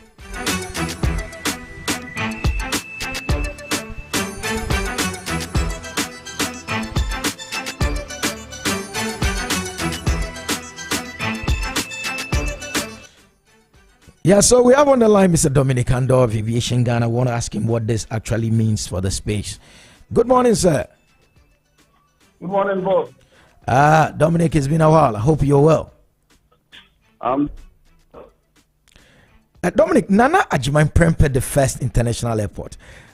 It's a big deal for me. Am I making it more than a big deal than it's supposed to be, or is it truly a big deal in the Ghana aviation space? Oh, it's actually a big deal. So the Kumasi International Airport, because we know the travel patterns of people in the Media Belt, especially Kumasi, Bonga, Hafo region area, we know their travel patterns. They travel a lot. They are heavy travelers. So to have an airport to serve that particular area, an international airport serving that particular Media Belt area, is really a very big deal. Okay, so what do you know about this expansion? What was the old? Can you paint us a picture? What was the old one like, and what is this expansion and this rehabilitation going to make it look like? Okay, the rehabilitation were in phases. Let's talk about the old one first. One, the old terminal building that we had, it had limitations. It couldn't really take a lot of passengers. For instance, in aviation, when you say passenger throughput, how many passengers the airport can handle at any particular moment where the place will not be crowded. The old terminal building was very small and was very limited. It couldn't really help a lot of passengers or hold a lot of passengers. So we needed a bigger space. So what they did was that they've constructed a new terminal building. And the new terminal building has the capacity to process more than 800,000 people per year, which means that there's a lot more space, a lot more installed equipment to help check passengers as quickly as possible so that the place will not be crowded. Very nice and efficient airport, terminal building. That's what they have. That's the first one, the terminal buildings. What they also done, the second one, is that the runway has been redone. So the runway technically is very important because the plane must land. And to be able to land, you need a better runway to land before you even use the terminal building anyway by passengers. So the runway, the whole entire length of the runway has been redone. It started way back about half a decade ago. So they've redone the entire runway, which is about 1,900 and something meters. So that has also been done. They are also building an air traffic control tower, similar to what we have at Kotika International Airport, where you see an air traffic control tower there. There's one actually at Kumasi Airport. They are trying to finish it up as well, air traffic control tower. Also there as well. The old airports in terminal, etc., didn't have some facilities, but this new one has all the facilities. One, navigational aids. For planes to land, we need certain instruments on ground, very high-tech ones, to help guide the plane to land. All those that you have at Kotika International Airport. Now you have those same navigational aids at the Kumasi International Airport. Additionally, there's Jet 1 fuel. Jet 1 fuel, what we call aviation fuel, is now also available at the Kumasi International Airport, meaning that any airline coming who wants aviation fuel to fly a long distance now has access to Jet 1 or aviation fuel to be able to fly to wherever they are going to. But in the absence of aviation fuel, means that the plane that lands in Kumasi might have to come to Accra or neighboring countries like Togo or Kenya to lift fuel before they can fly again. But now we have fuel available, we have navigational aids available, the runway is done, and then the terminal building can handle a lot more passengers. Okay. So Dominic, are you also aware if they did something with the parking space? Because a few weeks ago when I did that trip, it just wasn't, the old place still has that about 10 cars you can park and everybody, you have to just stand, make sure you are picked and then you move out. Is that something going to be done about a car park, or something has been done with this rehabilitation? Okay, so today's inauguration is the start of many things to come. Essentially, the old terminal building you've been using is in the way. It's actually in the way. So they are inaugurating it today, test running some equipment, the new terminal building from now to June ending, and then move all domestic airlines from the old building to the new one. And then they will demolish the old terminal building, because the old terminal building is in the way, because the plane must come or taxi all the way down to the new terminal building, use the airway bridges for people to board the planes. So they need to get rid of the old terminal building to make a lot more parking space for the aircraft and aprons and things available. In terms of the car parks, it's also going to be expanded. I know of a project to construct a multi-story car park, like a storyboard type of car park, within the Kumasi airport. So that's also being taken care of. But this inauguration means that they are trying to facilitate the process to move domestic airlines from the old terminal building to the new terminal building, demolish the old one, expand the taxiing and the aprons, the parking spaces, all the way down to the new terminal building. That will pave the way for that. But without demolishing the old building, it's actually in the way. The plane cannot go around it to get to the new terminal building. And there won't be a lot more parking space for planes and the rest. The car parks, yes, I know of a multi-story building project coming up soon, where a post company is seeking to do that, where we have a lot more multi-story car parks within that space. Okay, let's also find, is this the fact that it's now international? First, it could have been international in name, but from what you're saying is that now it's international even in its operations. Are we aware of some international flights or international brands that will want to come into Kumasi rather than Accra? From what I know, we've had at least 4 proposals for international airlines wanting to operate to Kumasi. We have been involved in a lot of these inquiries, I know. So 4 of them at least, some based in the Middle East, some based on the African continent, at least 2 based on the African continent, and 1 proposal I've seen from Europe, wanting and making inquiries about flying directly to Kumasi. So they have all made those inquiries. The limitations of Kumasi is that the runway length restricted to certain type of aircraft. The runway is about 1,900, and it was 1945 or so, 1,994 meters. Now, they are going to extend it. The third phase of the airport is that they want to extend the runway to about 2,300 meters. Currently, as it stands, the international airlines that will land here can only use a Boeing 737 or Airbus A319, the smaller sizes. That's the maximum it can take because of runway length. Every aircraft will require a certain length of runway to be able to land and take off smoothly. The last time, Egypt Air brought Zamalek, and they landed at Kumasi safely. It was an A320. If it was a bigger aircraft, they would have required a longer runway to be able to land and take off smoothly. So after this inauguration, what they intend to do is to extend the runway from 1944 to 2,300 meters plus, so that it can accommodate the same type of aircraft that we see some in Accra here, the 777s, and then the other bigger aircraft, to be able to take more people. If we bring the MAX, the Boeing MAX here, 737 MAX here, MAX takes almost like close to 160 passengers. About 160 passengers for the airline, they can fly there. But economies of scale is profitable, but how much?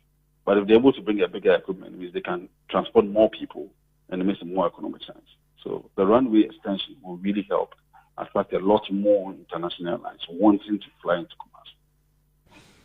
Okay, so in a nutshell, how important is this airport to the industry as a whole? It's very important because if we take the domestic airlines, they fly passengers from Kumasi down to Accra. Most of the passengers coming from Kumasi down to Accra, or Sunyani down to Accra, or Tamale down to Accra, are coming to connect international flights abroad, some. However, if you have an international airport in the middle belt, it means that some people from Tamale, from Kumasi, from BE, and the rest can actually fly directly from Kumasi to London, Kumasi to Togo, Kumasi to Nigeria, Kumasi to Kenya, Kumasi to Dubai, Kumasi to Qatar. So those ones also cut their cost. I mean, you don't have to travel all the way down to Accra. That's the first one. The second reason is that it serves as an alternative to KIA. In the event of a distress by an airline, let's say a flight is going to Tamale, a flight is going to coming to Accra, an international flight coming to Accra, it's in distress. It was flying over the water. It can quickly divert and land in Kumasi, no matter the size of the aircraft, because the airport can handle it, you know. And essentially, We didn't even have a ground handling company in Kumasi. Now there's a ground handling company in Kumasi. Ground handling company, like, we have three main ones: Aviance, Menzies, and Swissport. Aviance is in Kumasi. They service the Zamalek plane. Remember when the Ivorians came, their plane landed. We didn't have staircase to bring them down. The plane had to fly out again. So all those situations are now being solved. There's a ground handling company there. So if any other international airlines in distress and they can't land in Kotoka and Kumasi is close by, they're able to land there. They can land there safely or land in Tamale. Tamale is way bigger anyway. Tamale is way bigger than Kumasi. Tamale is just like Accra. In fact, it has more land space than Accra, Tamale Airport. Yeah. So they can land in Kumasi as well if it's in distress and it needs a place to land quickly as possible. Okay, Mr. Ando, let me find out from you if this thing we had sometime in January 2022 about an Ashanti airline that is being backed by Dr. Kwame Despite and his very good friend and brother and business partner, Dr. Forisapon. Ashanti Airlines. I was thinking, was that just a rumor, or is this something that is true? And with the rehabilitation and this commissioning, this airline thing, is this something that is going to really happen so that becomes its base, the Ashanti Airline? Okay, so essentially, after the collapse of Ghana Airways, we tried with Ghana International Lines. It also went down. So government, since this government took over, in fact, since the previous administration, the Jivatiko, they tried to establish a national airline. Again, the modalities have been different. So this current government also came and said, okay, there's a committee established under the Ministry of Transport. We want to establish an airline. People should make proposals to them. So people make proposals. I know of at least G&H Group, Ethiopian Airlines, Egypt Air, and then Ashanti Airlines also came in. What Ashanti Airlines did was that there was already an existing Ashanti Airlines, and they bought what we call their ACL, Air Carrier License. So they became the owners. And now they also presented proposals to the ministry and made a case that they should be given the national carrier slot. So once they made the proposals to the ministry to be given the national carrier slot, they were selected above Ethiopian, G&H Group, Egypt Air, and the likes. So we are also expected to actualize the national carrier and establish it. Unfortunately, they have not gone ahead to finish their registration process. After the ACL, you must go to the regulator, Ghana Civil Aviation Authority, and finish your air carrier license, bring an airplane to be inspected, etc., to move on. But from the look of things, it doesn't seem they are ready. They are not ready because the registration process has not been done. We haven't seen the aircraft, and they are not really pushing forward with the proposals as much as we expect. So in a nutshell, that project, I don't think it will start any day soon. I don't think we'll have any Ashanti Airlines soon. It's a private entity anyway. It's not owned by the Ashanti or Ashanti people. But from the look of things, I don't think it's going to fly anytime soon. Even the national carrier, giving it to Ashanti, I don't think it's going to fly anytime soon. Either it may not fly at all, or government will have to, eat humble pie and select a different partner that can actually actualize the national carrier. That being said, the truth is that the Kotoka International Airport in Ghana in general is one of the most serviced regions you can have. Almost all the airlines, the big airlines in the world you can access, they fly here anyway. So with or without a national carrier, we are still connected. Passengers can fly anywhere they want to. The only strategic importance of the national carrier is that just like Kenya and South Africa Airways has done, it's not anything that Kenya Airways, when it's going down, the government still pump money into it, and South Africa Airways, they do same. The problem is that it drives the tourism industry. So as much as the airline is not doing well, the government doesn't want it to go down because it will bring people to the country and boost tourism. Tourism revenue is also big. So they keep propping them up. Kenya Airways, South African, they keep propping it up because of the benefits, the added benefits they get from the tourism sector. So yes, if we had a national carrier, it will help bring more people into Ghana for December and GH and the other festivals we have in August and the likes, paragliding. We have more people coming into Ghana, but we don't have it. But if we don't have it, the alternatives are there. There are a lot of more national carriers or different international airlines coming to Ghana or servicing Ghana that we can also use as well. So in essence, that's a national carrier project. How far it's gone? It has not progressed much, and I don't think it will fly anytime soon. I don't see it flying anytime soon.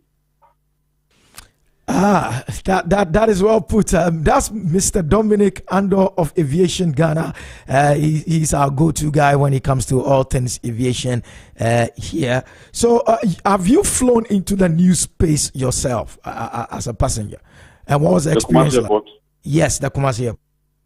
Oh, I've been there. In fact, when we started digging the runway, I was there in the night with the engineers, Courtesy Ghana Airport Company, to see how the runway was being done like 5-6 years ago. And over the period, I've been coming there. I've been flying there to see how things are going. The new terminal building, I had the opportunity. I went to Kumasi not too long ago to go and see how it looks like and see how the space is. So yes, the runway, the terminal building, I've had the opportunity of seeing it as well. In fact, I must say that during Tony Luther's time, when he was the board chair of Ghana Airports Company, they started some of these projects. And some, I think a portion of it was inaugurated. It's in phases, 3 phases. So during his time, they inaugurated some parts. This government came, continued, and did the terminal building and the other projects associated with it. So I think, they have all contributed to making Kumasi what it is today. Thank you so much, Mr. Dominic Andor, Aviation Ghana, for joining us today on Zed in the Morning to talk about the commissioning of Nana Agyemang Prempeh the First International Airport. Thanks so much, Dominic.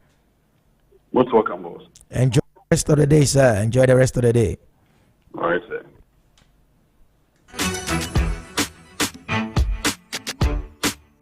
It's your lifestyle, leisure, and business radio.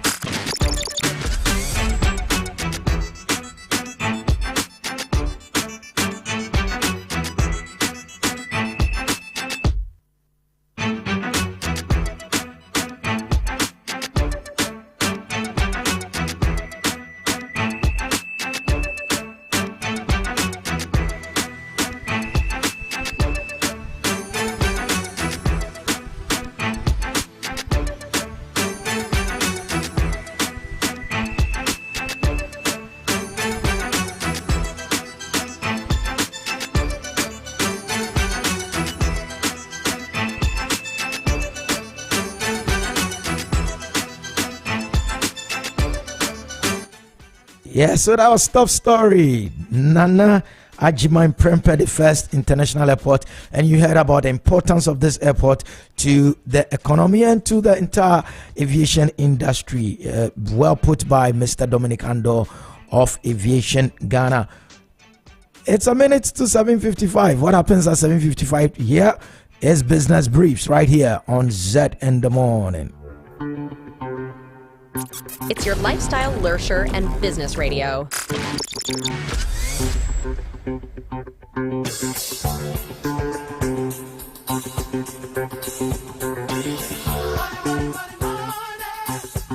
It's your lifestyle, leisure, and business radio.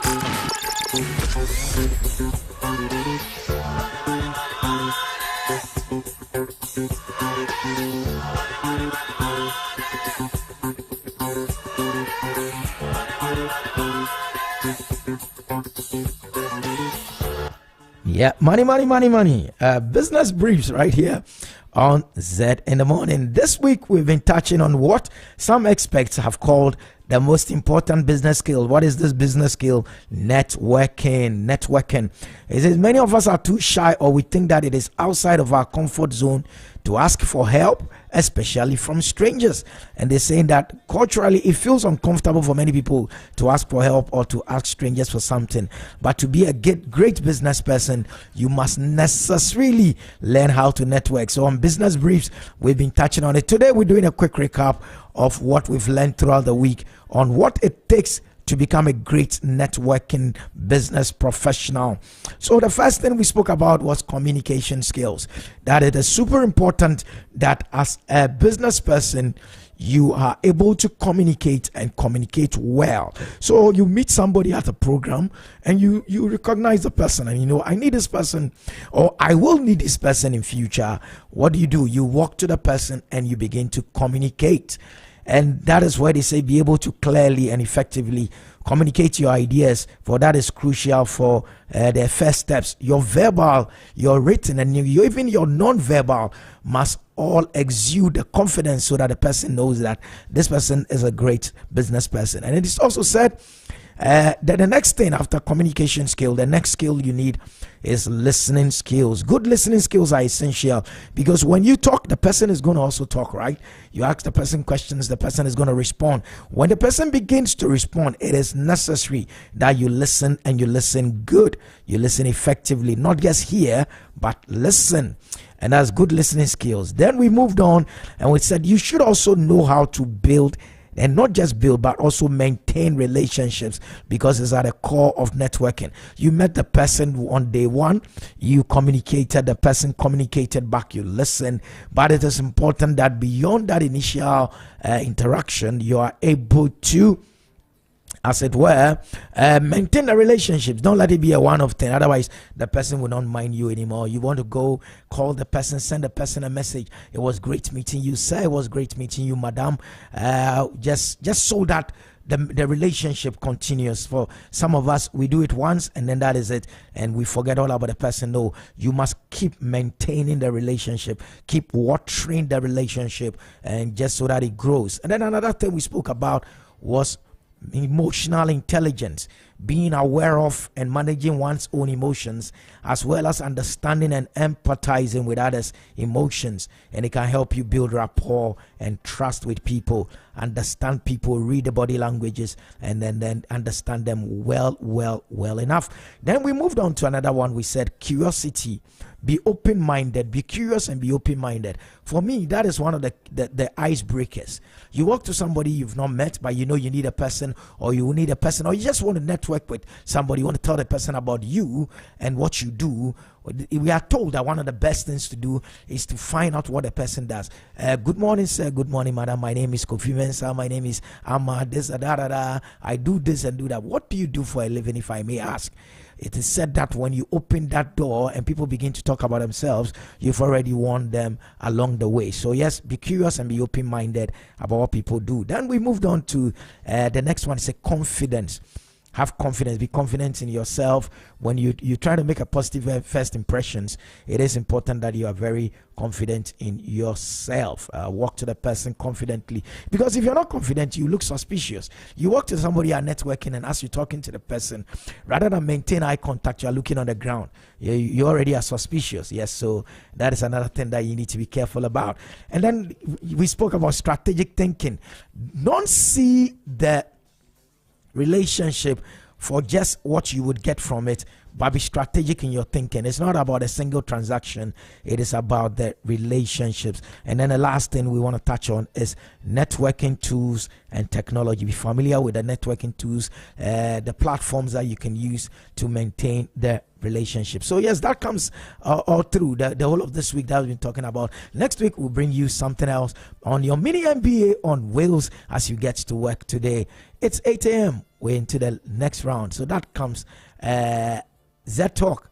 Today we're having another interesting conversation. From Monday, we've been talking doing business in Ghana. That's a series we started on Monday. Monday, we had GIPC. Tuesday, we spoke to two entrepreneurs about how they made it in Ghana. On Wednesday, we spoke taxes. And then yesterday, we spoke about business culture, how you can set the right culture to ensure that your business thrives. This is Zed in the Morning. Yes, we are heavy on business with a touch of lifestyle and leisure. It's a morning experience you've not gotten anywhere else. Zed in the Morning. We'll be back with Zed Talk.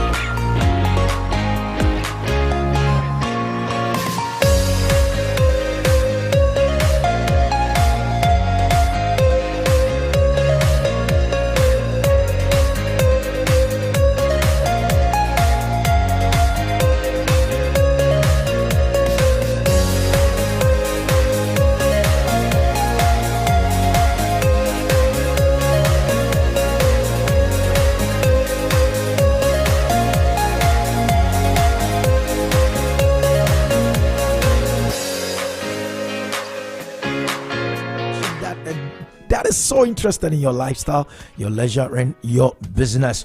Doing business in Ghana today, we're talking about assessing finance for businesses in Ghana. This is day 5 of the series Doing Business in Ghana, assessing finance. Where is the money coming from? You know, we keep saying that every morning, that it is important to ensure that you've gotten it right when it comes to financing.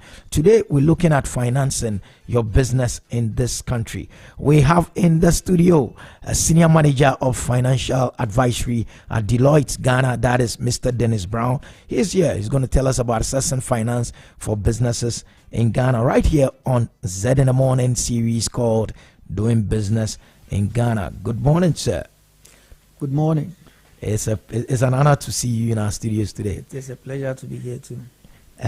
Okay, so let's first start it. What is the general impression? What are the common challenges that businesses in Ghana face when trying to assess finance in this country? In fact, when it comes to accessing financing in Ghana, there are a plethora of challenges. But Okay. I think top of the pack would be, high interest rates, the cost of funding. I think our market is noted for relatively, high interest rates, currently hovering around between maybe 30 to 40% for businesses, and that's very, very, challenging. That tends to cut out small and medium scale businesses that are typically not at the level where they have, stable cash flows to be able to afford that kind of funding. So that's what I'll put first in terms of, The cost of funding. It's a very difficult thing to deal with. But there are others as well. For instance, for debt funding, your debt provider or loan provider is likely to request for some type of collateral security, right, to protect their interest. And again, it's small and medium scale businesses and startups that are at the end of the pinch, because they typically do not have such collateral or don't have inadequate amounts such collateral and security, and therefore it makes it very difficult for them to access funding. So that's another challenge as well. Then I could also cite currency volatility, especially for those that need funding in foreign currency and yet have components of their business that must be run in the local currency. So your exchange to foreign exchange risk, what it then means is that without even the actual cost of the funding, the interest rate going up, just movement in exchange rate can make the total cost of that that facility increase. And so that's also very challenging, particularly for the kind of markets that we have. Depreciation of our local currency is a major thing. Then I would like to highlight limited venture and angel investment, right? Also, this is a serious pinch for startups and small businesses, because venture capitalists and angel investors typically specializes in funding small businesses and startups. But yet in this market, they are not rampant. They are not very available. And so you have a lot of businesses that are at startup stage. Some businesses even die at the idea stage without even getting operationalized, because these outlets do not exist. And where they exist, their conditions can be that stringent as well. One last thing I would like to highlight is the capacity of fund providers, in this case, let's say mainly financial institutions, to properly assess projects like business risk. So what we see them do is rather tend to be risk averse, overly risk averse, I must say. So they see a project, they do not have the technical capacity to assess the risks, and therefore to then design a product to fit the funding profile of that business, and they are likely to reject that business because they think it's high risk. You take a business like agribusiness, because our agricultural sector is largely rain-fed, and you see what climate is doing now. It's very difficult to predict rain. And so if that sector is largely rain-fed and someone is bringing you a project in the agribusiness, you're already concerned. So even the likes of Agricultural Development Bank, I'm sure they have a torrid time funding agribusiness projects. And that's down to the fact that that capacity does not exist internally for them to be able to do proper assessment of those project risks. If they have to outsource, it comes at a cost. And so all of these things come to play out as well. They are assessing the cost-benefit analysis. Why would I have to incur maybe some additional costs just to assess this project when I can move on to other projects that look more feasible. So for me, these are, some of the key challenges. They are not the only challenges you find around, but these are some of the key ones. Okay, so is this peculiar to only Ghana, or it's an Africa-wide or something challenge? What I can say is that it's not peculiar to Ghana. Perhaps within the West Africa region, you are going to enumerate similar challenges in other West African countries, but perhaps when you move more towards the northern part of Africa, they have a better situation. In some parts of the southern Africa as well, it's much better there. Yeah, per my readings and what I have seen, it's more akin to the West Africa region in terms of these challenges. Yeah. Why is it so? I still, when I'm looking at the list, the cost of capital, collateral, currency volatility, limited venture capital and angel investment funds, and then the capacity of even the fund money. Why is this so? What leads to this deficits in our funding space? Well, I would say it's a plethora of things, really. Because if you take high interest rate, I think it's down to the risk, the risk and the risk culture that we have here. So for instance, if you go to the developed countries, right, they have sorted things like the addressing system. Everybody is registered in a particular system. There's no way you can get lost. Your business same. It is not like that here. So you go to the microfinance sector, for instance. They are dealing with businesses that are like tabletop. Today they are in this shop. That's where you saw them. Tomorrow you go there, they owe you, they are not there. So all these things contribute to the risk. And they factor that into pricing the facilities. So they have a high risk margin, right? Also, these financial institutions, where they get the funding from, it's not sources that you can say are cheaper. For instance, if you check the Ghana reference rate and the prime rates, these have increased over time. These are high. So assuming they are getting the funding from Bank of Ghana, already there's a base where they have to add a certain risk margin to it. So you're already dealing with, high interest rate, right? And you look at things like insufficient collateral security. That also boils down to the same risk, because if not the fact that we are operating in a high risk environment, these financial institutions won't be so demanding of, these collateral and securities. But of course, when you look at, we are just a developing country. Chances are that young people that have ideas want funding for it, want to pursue it, won't have, that amount of collateral or those kind of properties to serve as collateral.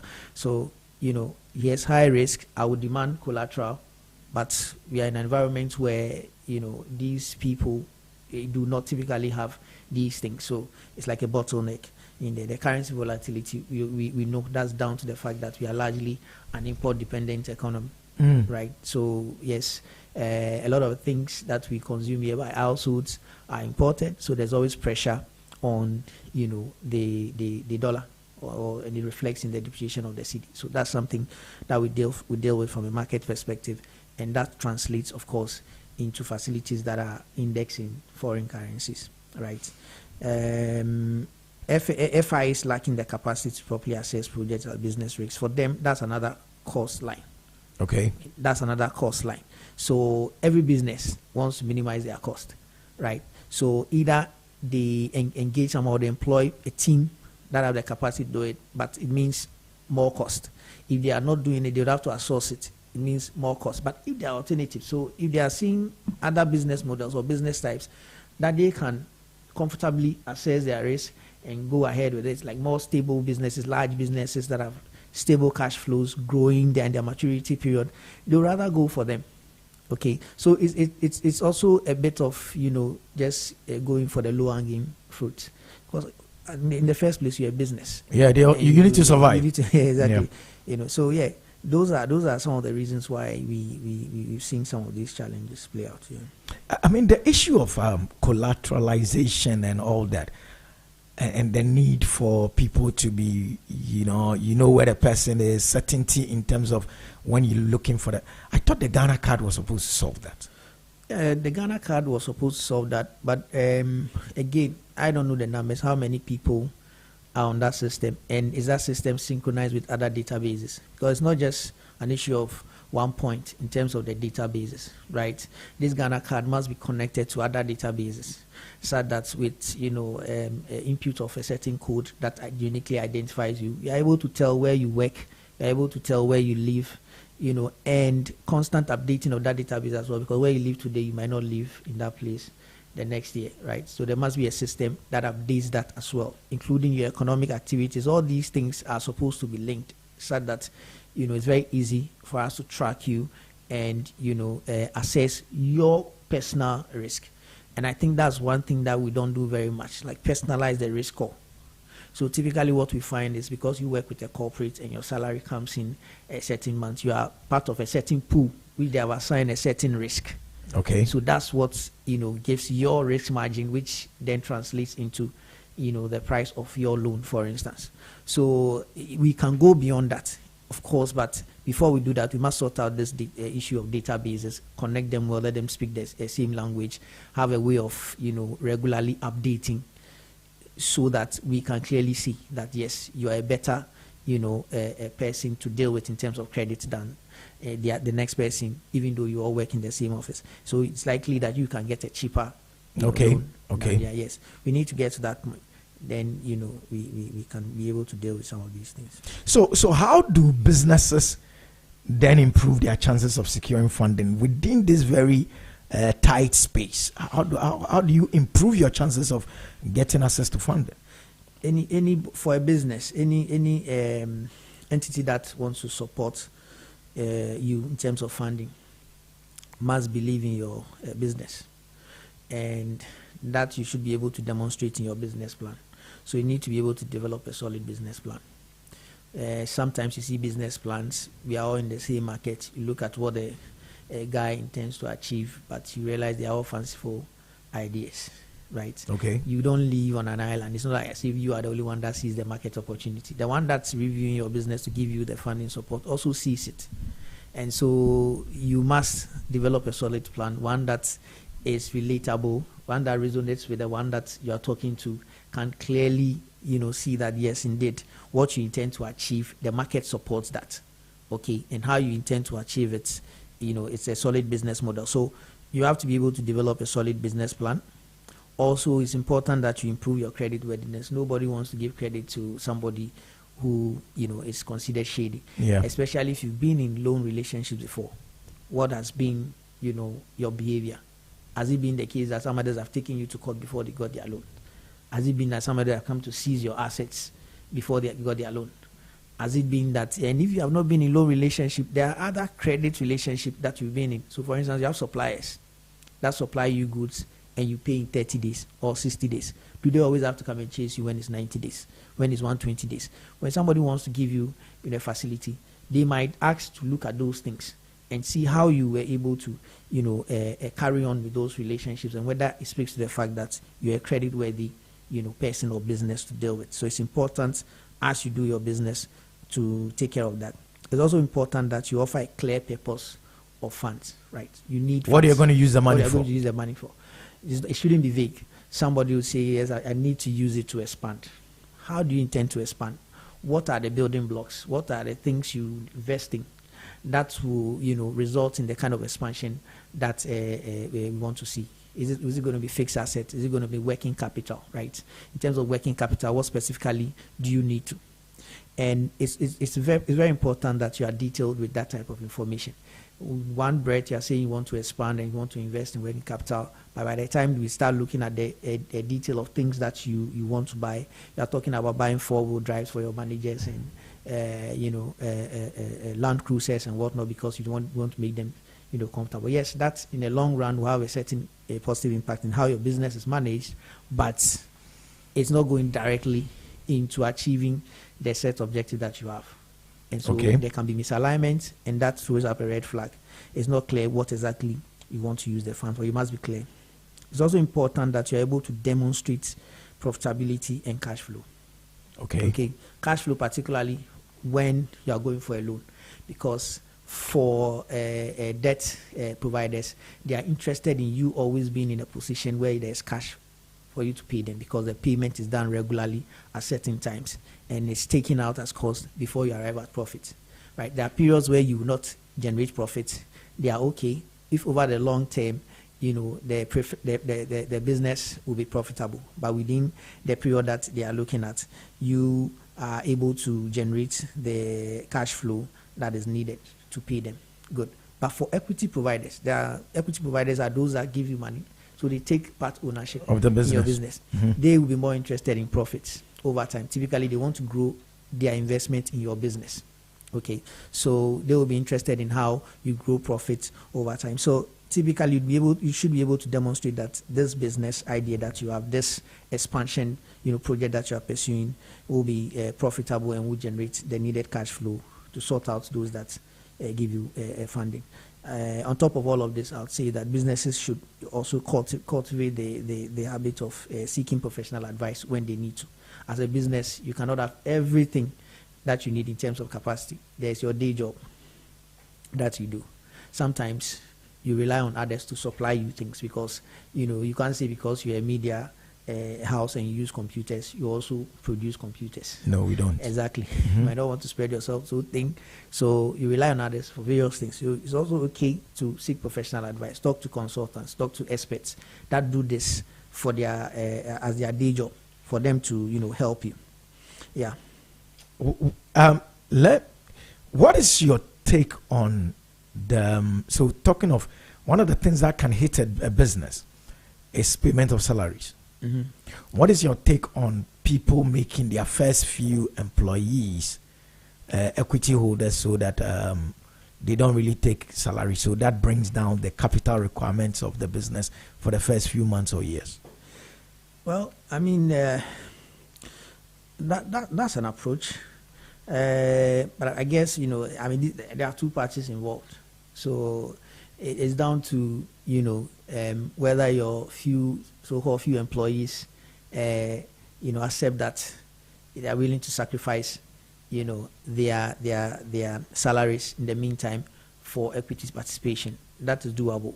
But again, there might be risk involved. I mean, are they just excited because they would have equity participation?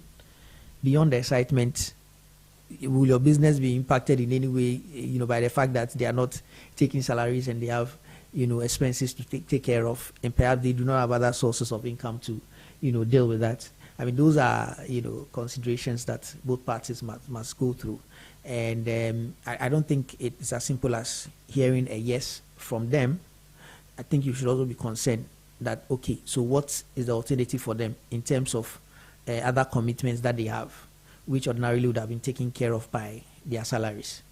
If you think that they are comfortable, maybe they have side gigs, they have other things that if you think that it won't affect your business, but at the end of the day, you may take that decision now, hoping that yes, it inures to the benefit of your business, but there may be other challenges that may play out. I mean, the person starts running into challenges and starts keeping work just to get by, survive on some other things. So it's down to what the parties agree, but these risks can play out, and so you need to be careful. You spoke about professional advisory services that people should seek. How common is that in this space? How, for you being in the finance advisory space, are people walking to these entities and saying, I'm a business person, I need advice, and I'm ready to pay for the advice? Do people pay for financial advice in this country? Yeah, it's certainly better than 10 years ago. Oh, but wow. I started in that space about 15 years ago, and I can tell you for sure that it's certainly better. If I look at just the teams I've been in and how those teams have grown, I used to be in a small team, and anything financial advisory, you have to get your hands on it, because if you focus on a particular segment, you may not even get a job for the whole year. That's how dry it was in this market. But I think it's improved significantly over the last 10 years, I would say. We've seen a lot more people. And that has also been driven by the fact that we have had a lot of multinationals in our setting. They understand. They understand. So when you look at our clientele, I can see majority are multinationals who already buy those services in the markets that they are coming from. And so you basically translate here. But the local businesses are also seeing the benefits, because they see these multinationals, going for these services and are becoming conversant with them. So yes, there's a lot of improvement, but there's still a long way to go when you compare to the developed world. They prioritize advisory services and they pay hugely for it as well. Why should a Ghanaian businessman started his business last month or something, or has even plans of starting a business and yet to hit the ground? Mr. Brown, why should he come to you for advice? He hasn't got the money already. The guy is just starting. Small money that he's going to use to start a business. You said he should come to you and pay for you to advise him. Yeah. Tell us why it's important that he does that. Of course, you get this question typically from local entrepreneurs. I'm talking local. They are the ones I'm interested in. One local entrepreneur we spoke to said, now person to me for. Mincho cancer now to me for. So that's the our cultural disposition to advisory services. But that's precisely what we need to break, because the benefit of advisory services is what has taken businesses from SMEs to large, businesses, right? Because some of the transactions that you get involved in when you are transitioning are quite complex, and it might outwit you, especially if all you've done is be running your business, alone with your own ideas. Sometimes it's just important to open up for other ideas which might come from experts, and also because we work for a large base of clients across various industries, we see a lot of things play out elsewhere even before it gets into this market.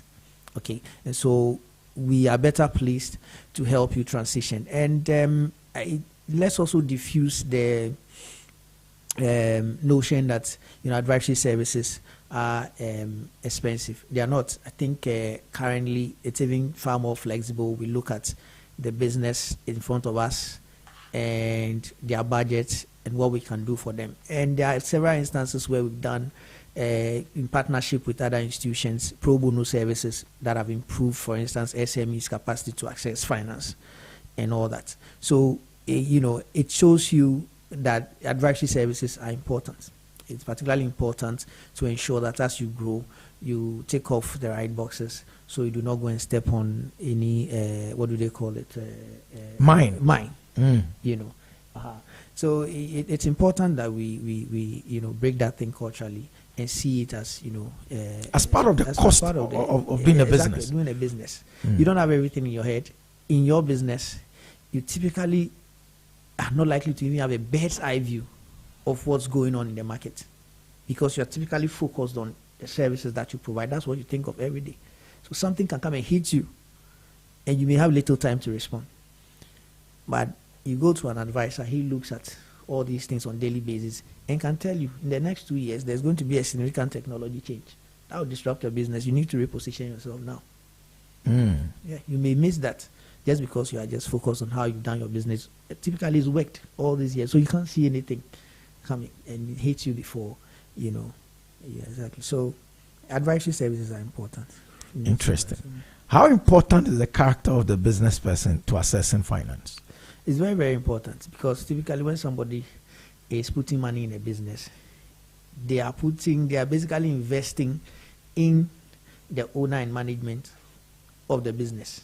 But the business doesn't manage its own.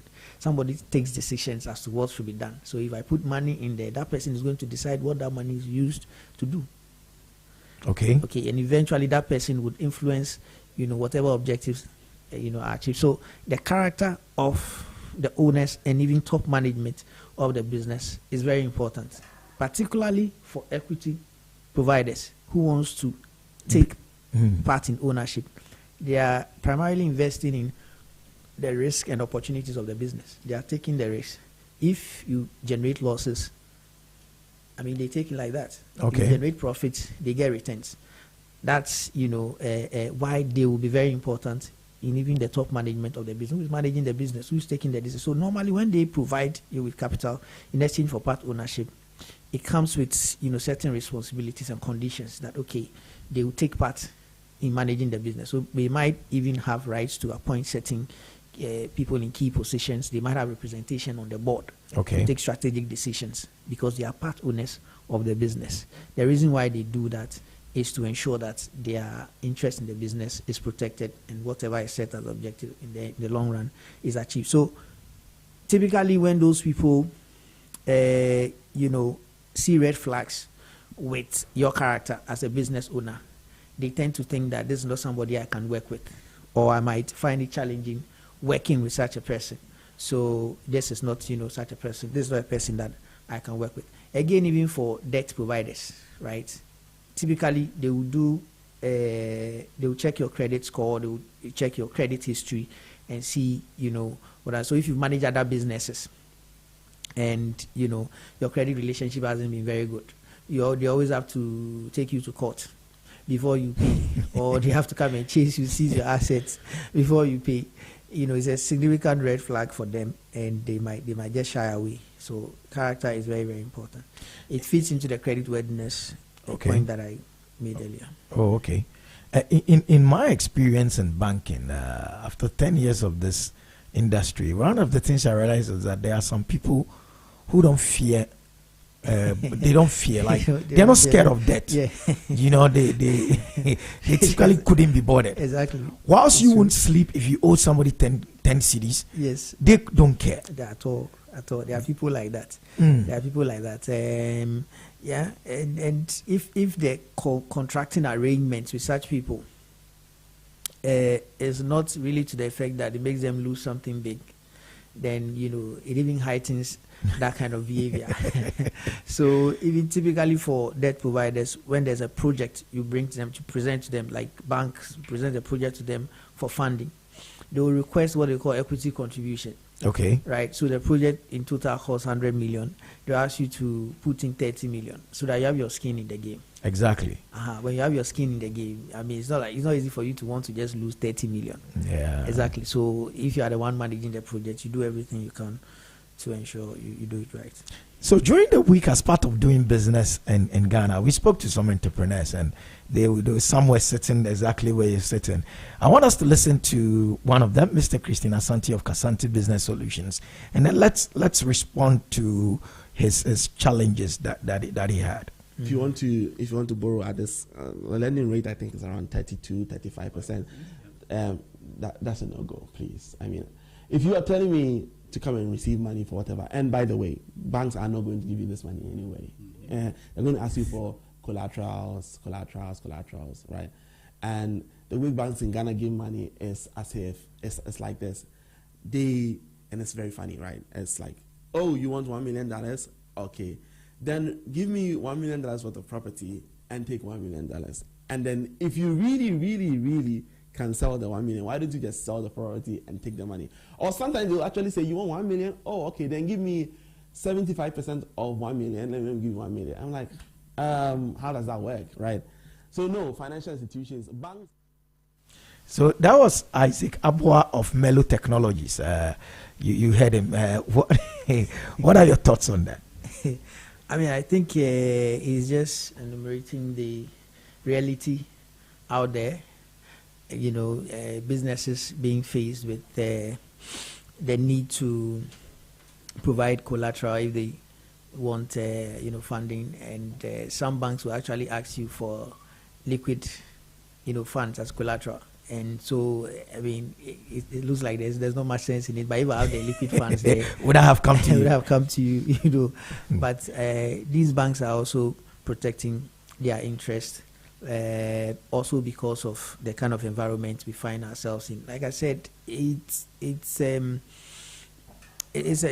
bit of, I don't want to call it a mess. I think that if we are able to sort out this our database system, right, addressing systems, it's easy to find people that you deal with.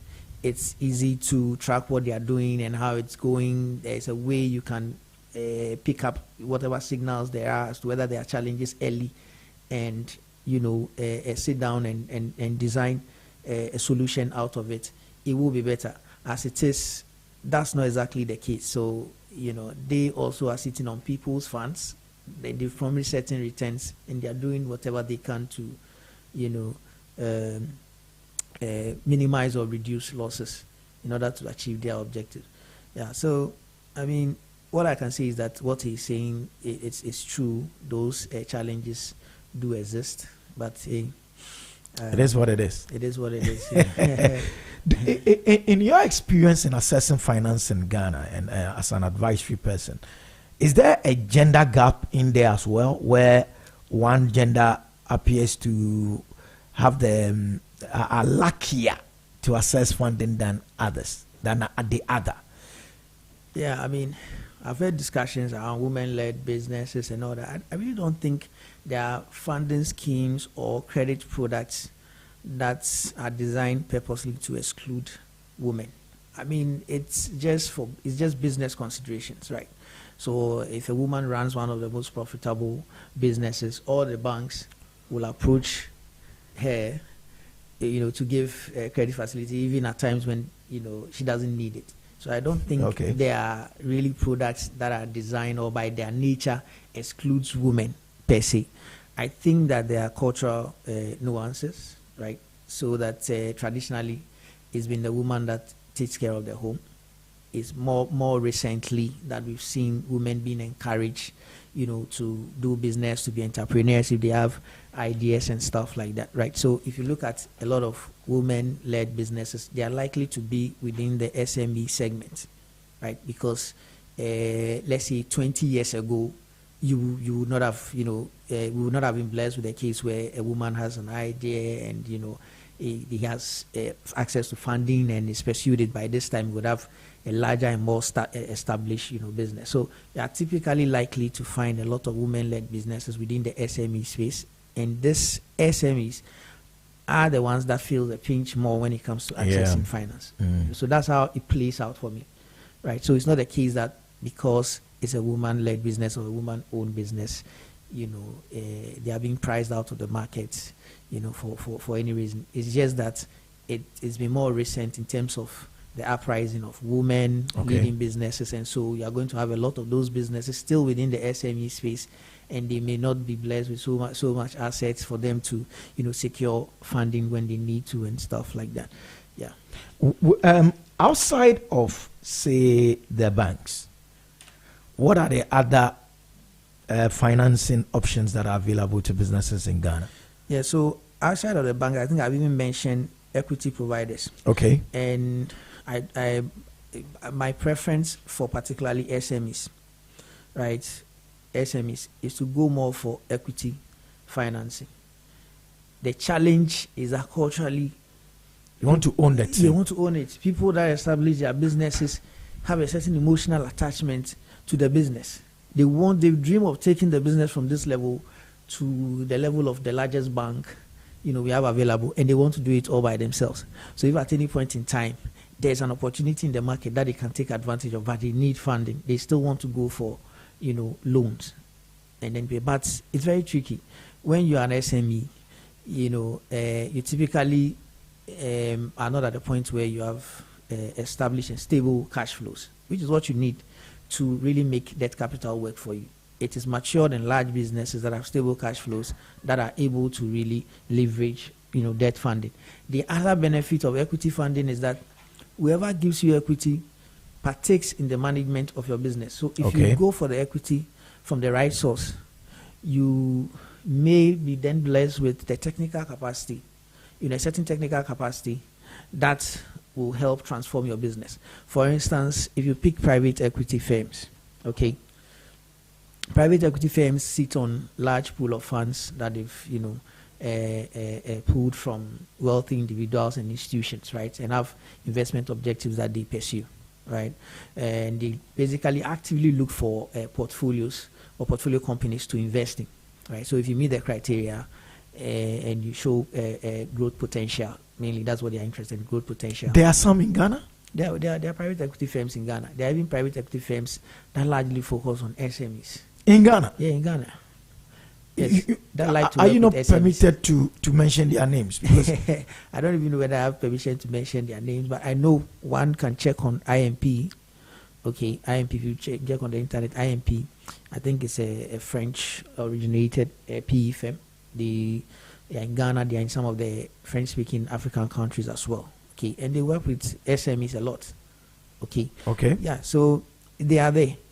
but you have to be open to accept, this emotional attachment to your business. You don't want anybody to own part and stuff like that. You have to, water down it, because, like I often say, 100% of a 1 million Ghana cedi business is 1 million to you, but 50% of a 5 million Ghana cedis is 2.5 million.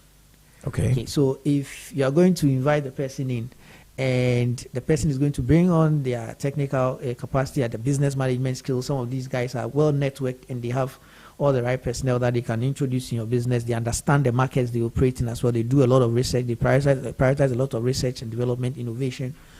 Their own interest is to grow their investment in your business, and they cannot grow their investment without growing your investment. So it's a win-win for everybody. It's a win-win.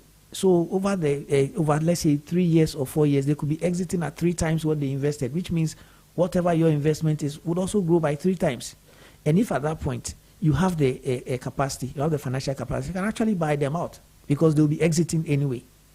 Wow. So that's an example. SMEs should be open to equity financing, because I think that's what's more favorable to them at that level. When you become a large established, business with stable cash flows, dominant in the market share is not an issue, then you can go for a loan, and it will be easy for you to deal with it.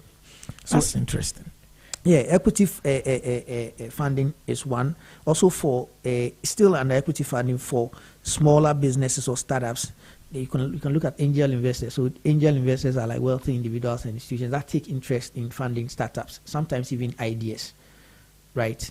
So they are not very common in Ghana anyway, but every now and then you see institutions and sometimes individuals run certain schemes that invites young people with business ideas to come and pitch so they can fund and all that. Those guys are angel investors. And then there are also grants, right?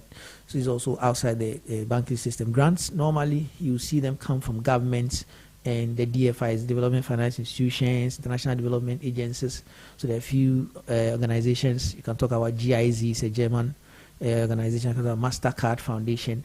They run programs that sometimes provide grants to businesses, but those are very well defined in terms of objectives and those that they are targeting. So some of them can say women-led businesses, some of them can say youth, some of them can say businesses that are set out to achieve a certain ratio in terms of employment, a certain gender ratio in terms of employment. They will have their objectives defined, and if you meet the criteria, you can put your documentation together and access those. And grants are, typically funds that you don't have to pay back.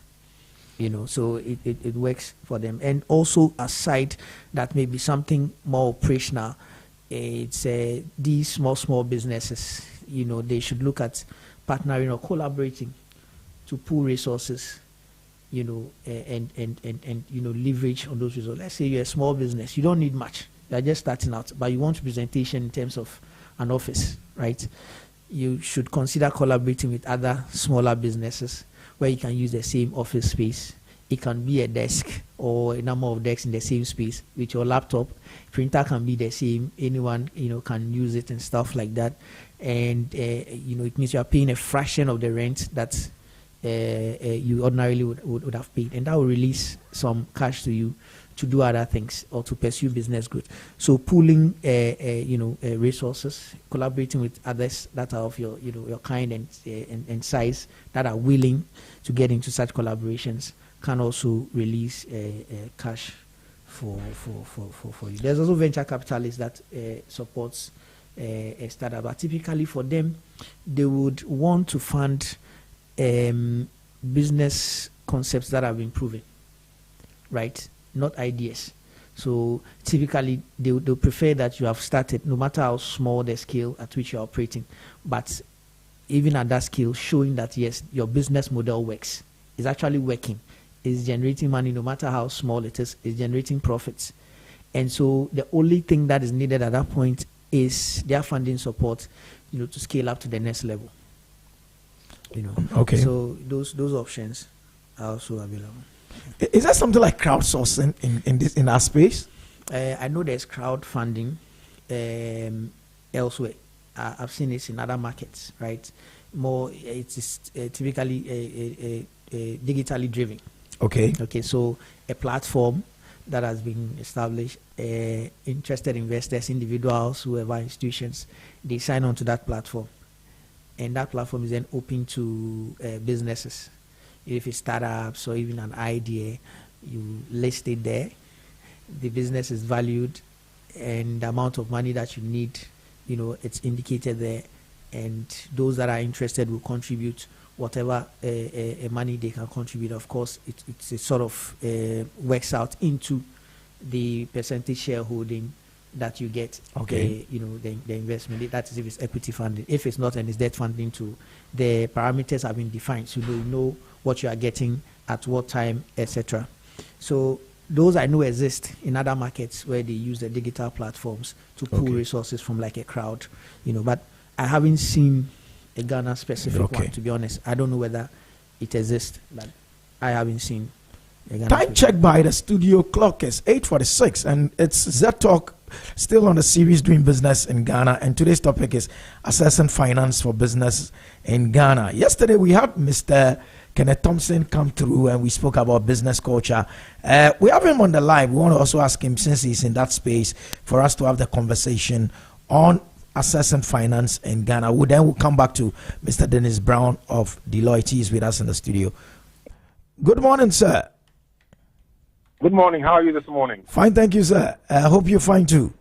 I'm doing fantastic. Great. And good morning to your listeners.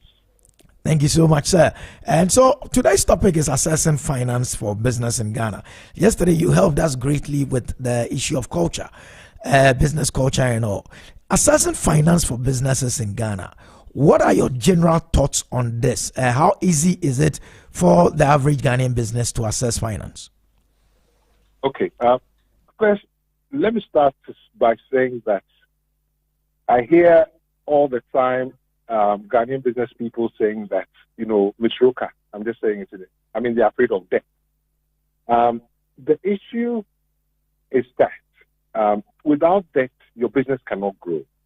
Without debt, your business will collapse. Because without debt, your business will never have the capacity to employ the people that you need that can help you fulfill that vision that you have. So debt in itself is not a bad thing. And we've got to remember that even companies like Facebook, companies like Tesla, these are huge companies, trillion-dollar companies, all have debt. So debt is very important in business because it allows you to grow. When you are starting business, really the first place you look at, you go for friends, your family, and fools. I mean, your friends are those that know you. I mean, you're starting a business and nobody knows you. Why would they give you money? Your family, because, your family, they have an emotional connection with you. And fools, because only a fool will give you money to start a business, but they don't know you. They don't know anything about you. Because essentially, in any business, it's the person behind the business that is the most important consideration. You think about the story of Amazon. Amazon is one of the biggest companies in the world. When he was starting, it was family that gave him money. Nobody would talk to him. So first, let's say that debt is good. It's important for a business to grow, or else you continue to run a mom-and-pop shop. The business will never deliver its value. Secondly, really, the sources you should look for are your friends, families, and fools. I mean, of course, when you go to your family, make sure that don't go and take your mother's only house and use to as collateral for debt. Make sure that you give them regular reports. Make sure that they have, information about the business that allows them to be able to assess how it's growing and the risk that's taking. So debt in itself is not a bad thing. Another thing about debt is that once you have debt, it gives you discipline. Because once you know that you are paying somebody a certain amount of money every month or every week or every day, suddenly your business has discipline. And in business, discipline, like I said yesterday, is very important. The challenge with debt currently, as we said, is the price of the debt. The usual sources are the banks, You may, if you're lucky, get a grant. If you're even under more pressure, you may go to a loan shark. These are all sources of debt, and the issue always is the price, because debt in Ghana is very expensive. At the moment, if you're going to borrow, you are borrowing north of maybe 40% per annum, and that's from a regular bank. So can you imagine, for every CD that you make, you're actually paying over 40% as interest? I mean, that will kill your business. So look for the debt, but make sure it's priced correctly. Make sure your business can support it. Make sure that when you're going for the debt, you present a story that will give the person that you're looking for money from to have confidence that you can pay back. And then use that to grow the business. The most important thing is the price of the debt. That's very important. The most important thing is the price of the debt. And when you go to raise money, the issue is not whether or not you have collateral. The issue is whether you have cash flow to repay the debt. So debt in itself is good. I encourage businesses to borrow. I encourage businesses to look at their friends, families, and fools. If you are starting, or even if you are made, your business is an ongoing operation. If you go to the banks, make sure you have a story. Make sure you understand the processes. But be very careful that you look at the price of the debt, because if you don't price correctly, it will collapse your business. Okay, sir. But what role should equity play in the financing for early businesses and startups, as it were? You see, the thing about equity is that it demonstrates that you yourself, so you are an entrepreneur and you are starting a business, or even your business is ongoing, and you say, my working capital, whatever money I need, is 100,000 cedis. And I ask you how much money you put in there yourself, you say nothing. Or I ask you how much money you put in, you say, so I put 40,000. You see, it's important that whoever you're speaking to knows that you have skin in the game. And, when I'm looking at who should get true and should give money to, I look at whether they have skin in the game. Don't say that, I have a piece of land in, just for example's sake, Abokobi, that my grandmother gave to me, because that piece of land has zero opportunity cost for you. The most important thing is that you must have skin in the game. That's critical. And if you don't have skin in the game, nobody should talk to you, nobody will talk to you. Have skin in the game. Should we encourage Ghanaian entrepreneurs to be more open for equity financing as opposed to debt financing? It's not about whether or not you're open to equity or debt. You have to say, I have a business, I need to grow. My resources can only take me this far. What do I need to do to take it further to a point where the business actually can support whatever lifestyle I have? I can buy a car, I can buy a house, I can pay fees. Because that's what you're looking for. When it comes to equity participation, equity is excellent because equity is patient capital. So, if, for example, you're starting a business and you require 100,000, having 100,000 as pure debt puts a lot of pressure on you straight away, because no matter how good your business plan is, the only thing you know about a business plan is that what happens will be different. It could be better or it could be worse, but it will never be the same. So as much as possible, if you can get equity, that's brilliant. But what you must do is that make sure that the person who you're getting the equity from, or whoever you're getting from, is aligned with your vision. Make sure that you're aligned on vision. Make sure that everything you discuss you want to do is on paper. Make sure you have a lawyer to make sure it's done properly, sign it. And a good agreement is one that you sign off but never take out of your drawer. You put in the drawer, never take out. The issue sometimes with equity is that eventually there can be some disagreements. And that comes primarily always because at the beginning of a business, everybody's excited. And people, we do not take enough time to look at, who we are dealing with, what their aspirations are, what they've done before, whether their capital is patient, and whether you can work with the person. Of course, people change over time, but you've got to take all those boxes before you start. Who is this person? I want to work with Isaac. Where do I know him from? What has he done in the past? What makes him tick? What are his aspirations? What is the vision? Because all the money could be lost anyway, so what? What next? And I also hear all the time that, Ghanaians say that they don't like equity because Ghanaians, because when you go into equity, there's always a fallout among the partners, and other cultures are not like that. Every culture is like that. Everywhere you have business where there's equity in human beings, they have issues. Maybe because our indigenous entrepreneurship is in its infancy, so we are not used to seeing, such disagreements amongst ourselves. It only happens to things unusual. Everybody has it. But over time, people get better at agreements. People get better understanding what the business is. People even start to understand risk, and then over time, we have less and less disagreements. But those disagreements do come, and pray for them. But there are things that you can do to mitigate those risks. And that starts from having a very good understanding of who you are dealing with. You know their mother, you know their father, you know their children, you know their wives, you know their friends. Who are they? Where's their money coming from? Make sure you take all those boxes.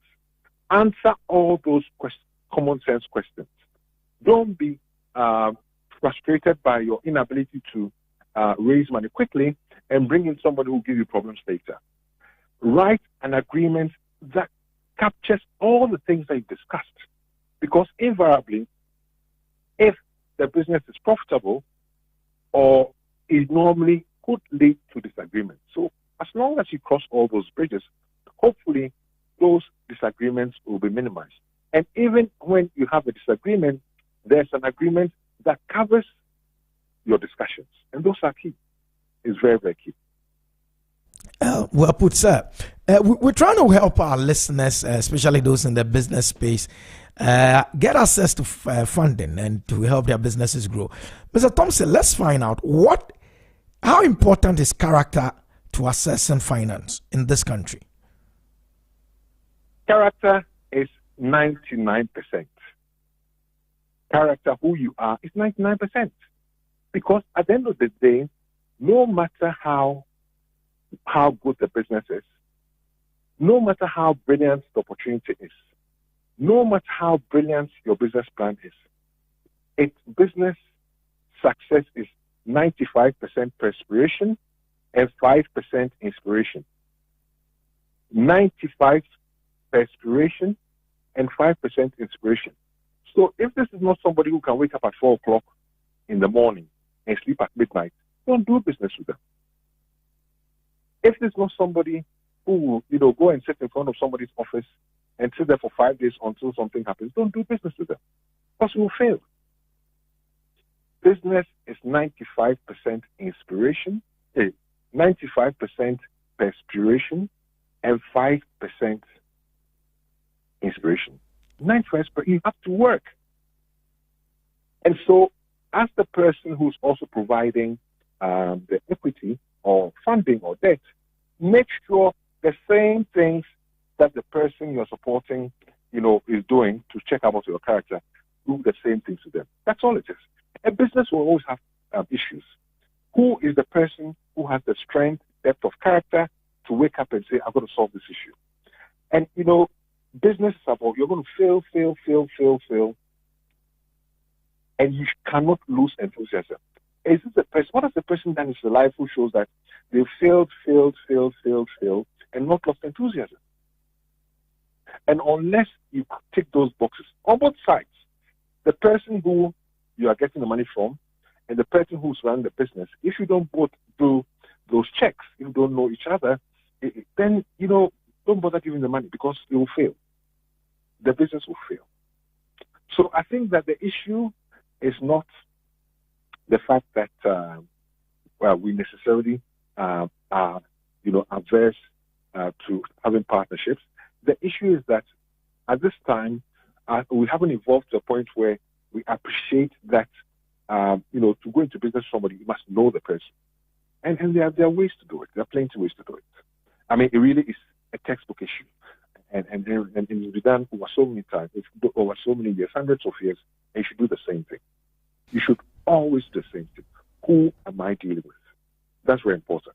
And the person could be your best friend, but may not necessarily be a good business partner. And you have to face that reality and find somebody who could be a good business partner.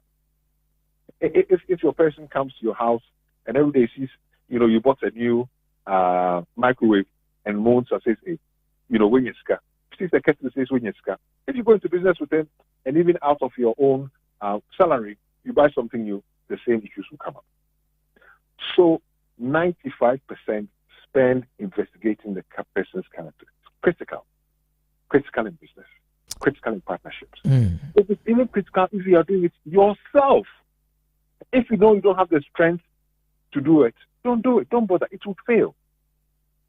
If you can't wake up at 4 o'clock and sleep at 12, it will fail. I mean, I've been on workshops, up and down the country. I've woken up at ridiculous times in the morning, slept at ridiculous times. I've danced in front of the staff. Every time I'm dancing, singing, at my age. But that's what you need to do to get the business going. And if you can't do that, don't bother. Just don't bother. Interesting. As a nation, are we helping businesses grow? And are there government initiatives and programs that could help businesses grow? If they are, how can our listeners assess such initiatives? I mean, I hear of a lot of initiatives. Even the COVID time, I heard of initiatives where support were given to some people, individuals. I hear of initiatives where they, there's some skills that technically are given to young people to, develop skills that help business. I mean, fundamentally, all these things fail because, those in government, whichever government, what skin do they have in the game? They have no skin in the game. Government doing anything has no skin in the game. I mean, I've had, we've done transactions where you've supported someone to supply a government some products, and the agreement is that when you go and sign an agreement to say that when payment is made, it's going to be made in the joint names of the finance company and the entrepreneur. By the time payment comes, they've changed the agreement, they've changed whatever you've done there, they paid directly to the person, you can't collect your money. What are you going to do to government? But they have no skin to the game. I have cases in court that have been in court for over 12 years because of things like that. What can you do to government? So I think that government talks about it, but government is not really interested in it. Government's only interested in itself. So, I mean, in my world, if you're going to do business and you're going to do it and it's going to grow based on, government, they've got to make sure that you cover all the risks because in any case, if you're not careful, you get abnormal profits. And if governments should change or if they don't change, whatever it is, or ministers change, that means your business collapses. And there are so many examples in this country. So start by being professional. Know what you're doing. Put marketing on the table first. What is your brand promise? I have my little nieces run businesses, and when I say, what's your value proposition? Every time they say, Uncle Kwame, they run away. But if you don't know what your brand promise is, why are you in business? Make sure the people you are working with, your partners, very well. Have a plan and stick to that plan. Of course, you've got to be flexible. And then, if anything comes, it's a bonus. But if you don't do those basic things, you really are setting yourself up to fail. If you can't wake up early in the morning and sleep late at night, you're setting yourself up to fail. So the fundamentals remain the same. The fundamentals will always remain the same. But how does government get itself into the game? You said government hasn't got skin, and that's why they do the things they do. How do we get government skin in the entrepreneurship game, if I may ask? Okay, so if, for example, I was government, what I'll do is that, the money I spend on, for example, supporting COVID, people on COVID, the money I spend on the youth programs, the money I spend on, doing some greenhouses somewhere that nobody uses. All that money is borrowed money. I'll stop borrowing that money. That will allow interest rates to go down. I'll focus on critical infrastructure. What is critical infrastructure? Roads, water, electricity, reliable, reasonable price. And allow the private sector to work. All the sectors that the private sector have been involved in this country have excelled. Education, shipping, airline,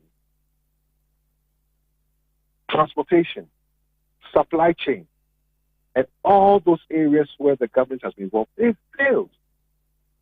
It's from independence. They've all failed because the government has no skin in the game.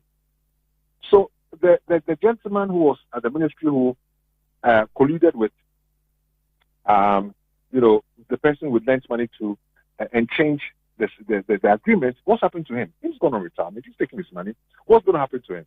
Nothing. And I'm in court. And the money I gave to support that business is people's deposits. It's people's deposits. So government, just provide critical infrastructure. You've shown time and time and time again that you're incapable of running business, and that's principally because you have no skin in the game. Let the private sector work. Those boys, those young people, and those ladies running up and down selling water and all, doctor and all sorts of things. All those people that open shops, along, terrible roads. All those people that are hairdressers, all those people that are doing farming. They haven't asked governments for anything.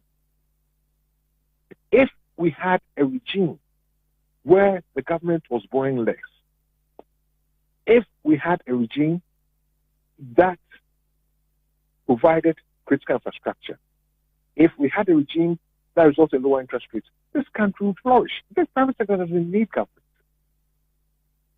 But everything government wants to do, and everything it does, it borrows money to do it. And every time that money is like pouring water into a basket. And all that money is borrowed money. And it keeps interest rates high. So what happens to business? You can't borrow, you can't grow. The small money you put into it, every day it loses value. And you feel as a business person, you feel as if, what am I doing wrong? Am I stupid? What have I done wrong? You haven't done anything wrong. The system just working against you. You haven't done anything wrong. So, skin in the game for me is number one. Absolutely number one. Skin in the game, absolute number one. That's from Mr. Kenneth Thompson, Director, Delex Finance. Seth, any final words on the issue of assessing finance? What advice would you give to our listeners who are interested in growing their businesses but are confused as to how to get the right financing? Oh, I'll say that currently where interest rates are, make sure you do your, make sure you do your analysis properly, very carefully, before you go for finance because the rates are high. Try and look more for equity at this time. Go for family, friends, and fools, and then use that to support and grow your business, and then maybe take assess the situation again in a couple of years' time. But to go out to go out and say, I'm going to borrow, you collapse your business. Because the rates are too high. You collapse. And the sad thing is that you start business maybe when you're 30. By 55, the business collapse. How do you get the energy to start again? So be very careful, where you take money from. But you need money to grow. So go back to your friends, family, and fools and see whether you can get money from them. Maybe take a little bet, but be very careful with your analysis.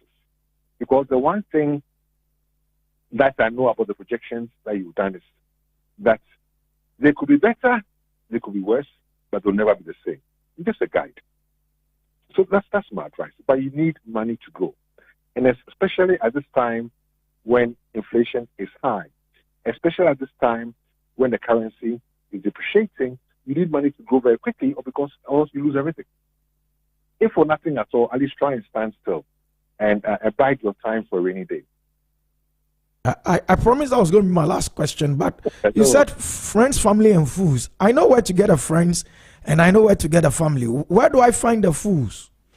So, for example, if you came to me and you said, Mr. Thompson, I'm going to start selling Gary. I have this big good source at Kitikrachi, and please support my business. I'm a fool and give you money. I'm a fool. How long have I known you for? I'm a fool. You know what I mean? Yes, sir. I'm drawing knowledge, but I'm a fool.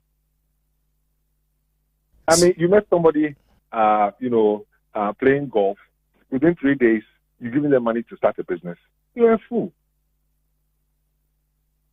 You meet somebody, and that you go to hotel. When you go to hotel, that's the best place where you meet people. I call them lobby businessmen. They have all sorts of stories. You go there, the person, is wearing a sharp suit. It buys, starts a conversation. It buys some drinks. You come back to Charlie, it'd be wow. And you give him money. You're a fool. He gives you money. You're a fool. Yes. I've been in that zone so many times. People that have met, maybe struck an acquaintance. After about a couple of months, they come and tell me a story. Tell you get some 5,000, they disappear. They come, strike an acquaintance, and eventually I realize that, Mr. Thompson, you're not even taking any of your own medicine. And you learn. You're a fool. And I'm sure you've been there before. Yes, sir. Yes, sir. Everybody has been there before. Everybody has been there. Sometimes, that means that sometimes God will send some fools to you to help you finance your business. Exactly. They're a fool. They're a fool. I remember 2 years, about 6 years ago, I met this guy who said he was doing some transport business. He said, he has Accra, Charlie, the Portugal, this, that. Within 3 months, I said, what, Charlie, come and take, 5,000 cedis. That was worth at least maybe $5,000 then. And, you support your business. Within 3 days, the business had collapsed. Also, he said, of course I'm a fool. Where do I know you from? I'm a fool. Thank you so much, sir. It's 9:13. Mr. Ken Thompson, Director, Dealers Finance. We're talking Assassin Finance. Thank you so much, sir, for passing through. Have a great weekend. You too, sir. Cheers.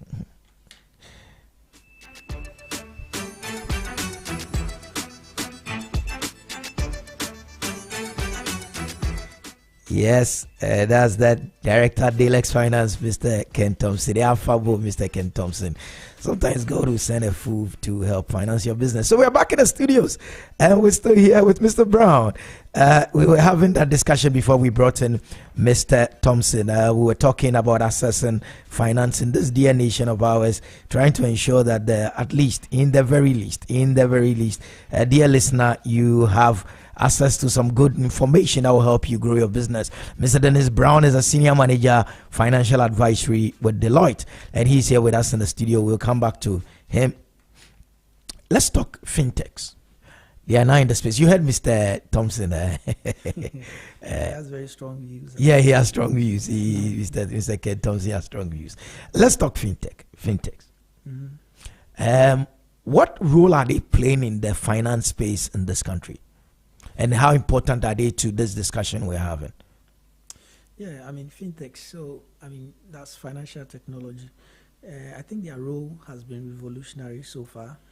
I recall when Momo from MTN, started making waves.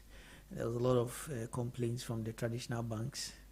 There was a gray area that we had to navigate. There were questions around why they are doing what traditional banks are supposed to do. Okay. Because they've sort of developed a technology to mop up liquidity in the system, which the banks, had been taken by surprise, and we're beginning to question the Bank of Ghana as to who regulates these guys that are doing what we're doing. Eventually, we've gone past that. There's been regulations issued. Bank of Ghana is in there, and to some extent, Ministry of Communication also partly regulates what they do as well. But interestingly, if you track back, you'd realize that initially it looks like competition for the traditional banks, and they try to compete and realize that no, you're not going to be able to compete with these guys. It's something, it's like a storm. And so eventually they had to form partnerships rather to explore how they partner these guys and to benefit from, the wave. And so you see a lot of the banks having partnered with these financial technology outlets where they mob up these deposits, and eventually those the deposit finds its way into the traditional banks anyway. So they now work closely with them and are benefiting from that technology. Okay, but back to your question in terms of how fintechs have impacted the space. I would say that they provided a platform for easier and quicker access to financing. There were a lot of people that were non-banked. They sat outside the traditional banking system, but of course, with the rise of technology and use of phones, almost every adult uses a phone. It was very easy to catch them. Those that were non-banked, catch them onto these platforms. Once you have a mobile number, you could register for an account, and all of a sudden, excess liquidity from these guys, these non-banked guys, were being mopped up by the fintech. So yes, we've seen easier and quicker access to financing because now you see these platforms also offer loans, right, to individuals and small businesses. And they are even giving interest. They are even giving interest on your Momo account. On your Momo account, deposits and all that. So they are going full swing banking, and it's more convenient now. They've also revolutionized and improved payment solutions. So it's become easier for these loan arrangements, these deposit arrangements that they have.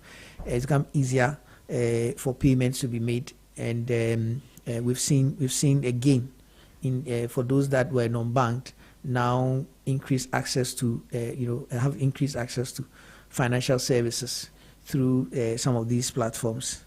We could also argue that they've brought in relatively cheaper source of funding. Why? Because the deposits that they mob out there are cheaper. Until recently, when they started giving interest on the deposits, they were basically getting it at free extra cost. So they could offer cheaper loans to individuals and businesses. They brought competition as well. Like I said, initially it looks like competition until the traditional banks realize that you can't really compete. You have to partner them. So the competition typically then occasion a positive impact on pricing and service quality, because for the traditional banks to get some of those on bank deposits, it means they have to go the extra mile, do something extra in terms of the service quality that they are offering. You've also seen expanded access to financial services, as I mentioned, because there are a lot of people that sat outside the traditional banking system that have now been brought in through the fintechs. So this is how they have impacted the space so far. And it's not impossible that even more innovative types of this technology will come in further and even obstruct what we have already. We are in that age, and so we should watch out. One of the things that we are told a business should do is to prepare itself for a future borrowing. So build your credit profile early. Let's help a business that started today. How or what should that business do that would ensure that the day in the next year or two or the next 6 months, when he or she is ready to assess finance, he would have a solid credit profile that he can show to the bank. Yeah, so especially for startups, exactly, it's about time you take the business from your room.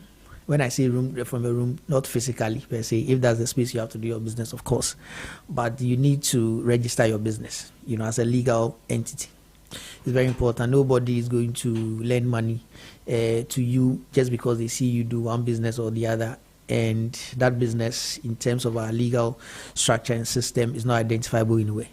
So you need to, register your business, establish as a separate legal entity. If you intend to go for a loan from a financial institution, it's important that you set systems that makes it easier for them to track how you've managed the business, what your cash flow and stuff like that have been like. So it's important you open a business bank account and attempt to often use that business bank account to operate the business. So at any point in time when you are ready, you can go look at your bank account, see the inflows, and that will corroborate whatever you say about your business and make it easier for them to, give you loans. It's also important that you manage your working capital to improve cash flows. That should be your objective, your working capital management objective, improving cash flows. Now, if you run a business where there's a credit component, so you part of your business or your business is significantly run on credit, so you sell whatever services or products that you have on credit, and your customers are given a period of time to pay. You also buy from suppliers, and they give you a certain credit period to pay. Okay. Then what is at play here is management of your working capital. Also, you may have a certain production process where it takes time for you to convert your raw materials to semi-finished and finished products. So in between time, you would have inventory, right? Those inventory have captured some part of your capital, and you need to convert them into final product and sell them before you release them. So that whole chain speaks to your working capital management. If you organize yourself well, you'll be able to improve your cash flows by managing your working capital. So what that means is, for instance, let me give you an example. If you sell to your customer and give them 30 days to pay, it makes sense that you negotiate a longer period of time to pay your suppliers, right? So you may want to negotiate, let's say, 60 days to pay your suppliers, and what that does is that you would have ample time to recover cash from your customers to pay your suppliers. Now, if that doesn't happen, right, and so you give your customers 30 days to pay you, but for some reason, after 60 days, you are still chasing them. It goes into 90 days, you are still chasing them. You are not guaranteed that your supplier might not press you into paying what you owe them within the 60 days that they've given you, right? Yeah. And if you crack under that pressure, because they can have all manner of tactics, for instance, cut supply to you, maybe you have a very good rate and arrangement with them. If you move elsewhere to affect your business, if they want to cut supply, will affect your business badly. So you'll be forced to pay them. Being forced to pay them means you might need to get funding from elsewhere. So you might go for, let's say, a short-term loan facility to pay your suppliers. Immediately you do that, you are incurring additional cost. Because you are going for a short-term loan facility where you have to pay interest just so that you can settle your suppliers, and your money is still stuck with your customers, and they are probably not going to pay you any interest on it.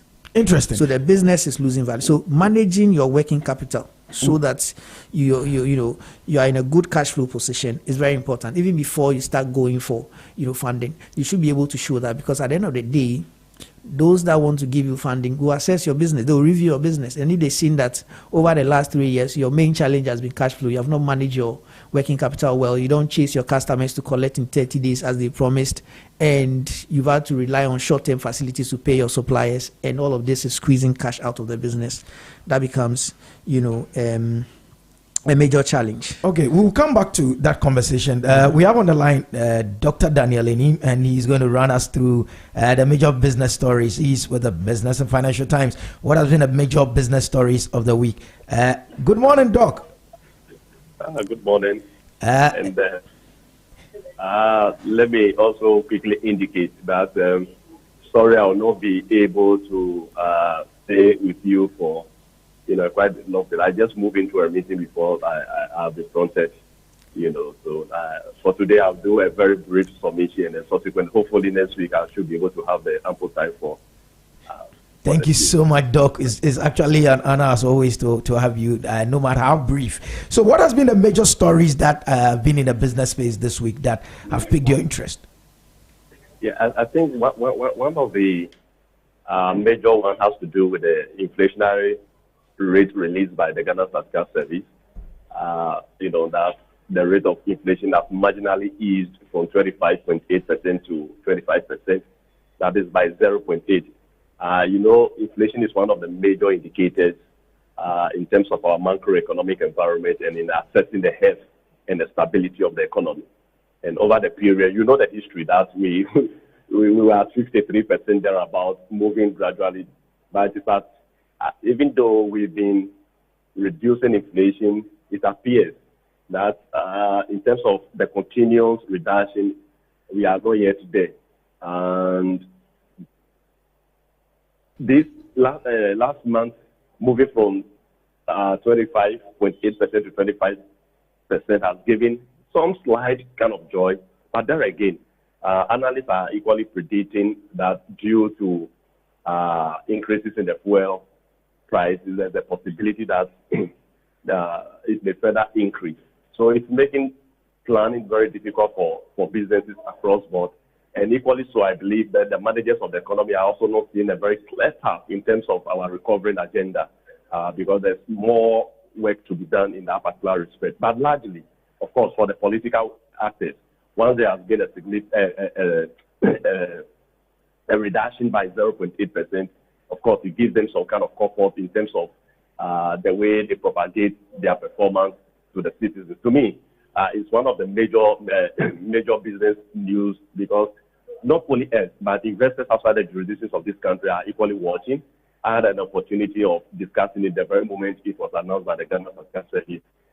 Some actors outside this jurisdiction are indicating that it appears the way it appears, even though we are getting to an election year, it appears inflation may not increase to a level that post-election is difficult to address. My information is that the managers of the economy should equally focus on the macroeconomic environment, and not only strategies that will make them win political power, because others are watching, and we don't want to distort that environment. Another issue also has to do with the currency.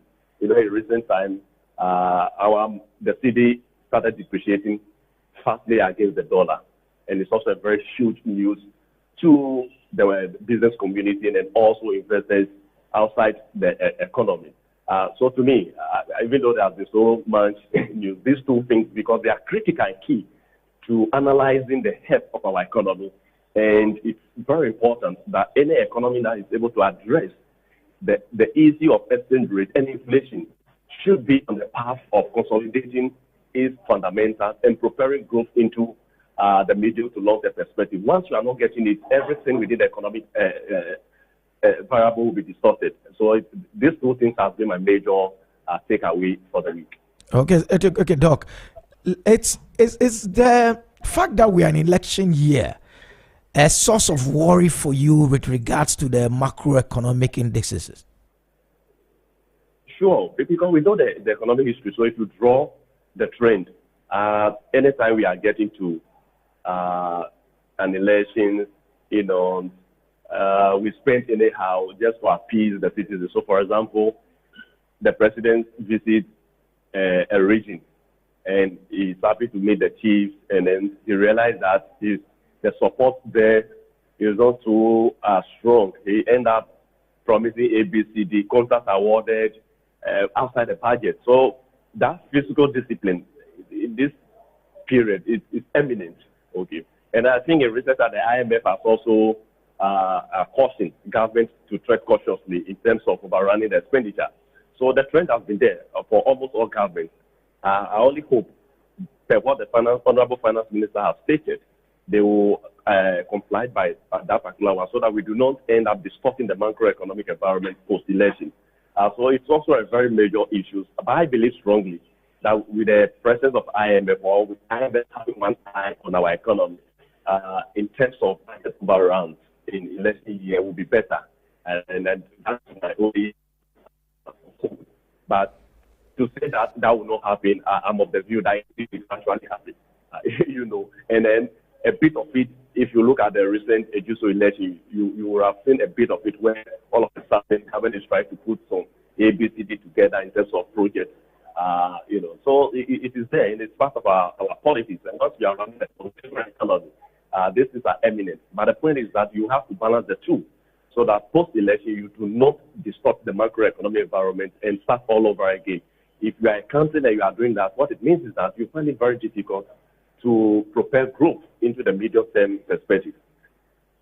Thank you so much, Doc. We know you have to run into a meeting, so we'll let you do that. And then next week, we'll touch base with you again. Dr. Daniel Mate Inim happens to be the Director of Research and Economic Analysis at the Business and Financial Times. Thank you so much, sir, for joining us.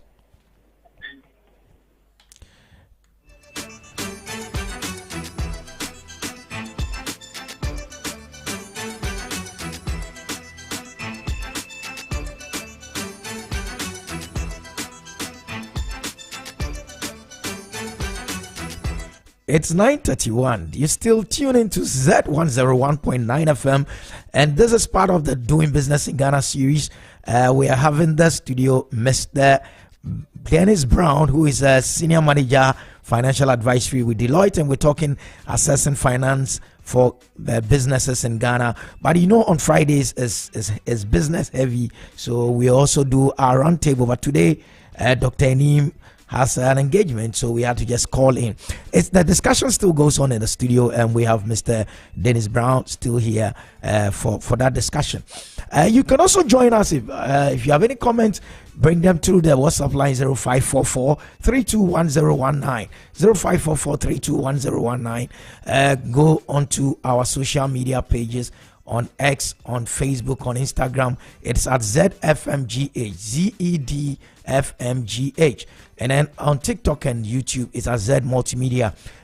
Bring us your comments. We're ready to read them for you. Join us in the conversation. What are your thoughts? What are your challenges as a business in terms of financing? And if you're listening to us, what are your general thoughts? I have one from Mr. Prince Edu of AN Enterprise, an internal auditor in charge of internal controls at AN Enterprise, which is located Dakumanos. He said, wow, Mr. Thompson just nailed it straight. No wonder Delex Finance keeps growing. That's coming from someone who's been listening to us, Mr. Prince Edu. Still on Z 101.9 FM, and we are still talking assessing finance as part of Doing Business in Ghana week. Yes, boss, Mr. Brown. Yeah. We're back to that conversation. So this guy now has an idea of what he would do to make sure he's looking solid in terms of credit. Yeah. I think we're on that discussion. Mm-hmm. I think I talked about managing working capital to improve cash flows. I think the next point is to assess your capacity as a business, so you know what you can absorb in terms of loans. Don't get too excited, even though it might be available.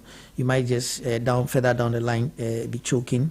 It's also important that you cultivate the discipline of repaying debts on time, and this doesn't apply to only your loan relationship, but your relations with other creditors as well, so like your suppliers. Okay. If we review your financials, are we going to pick red flags as to you having issues with your suppliers, not paying them on time, etc.? That will go into the decision making as to whether you are giving that financing you need or not. And it's also important that you strengthen relationship with capital providers. Okay.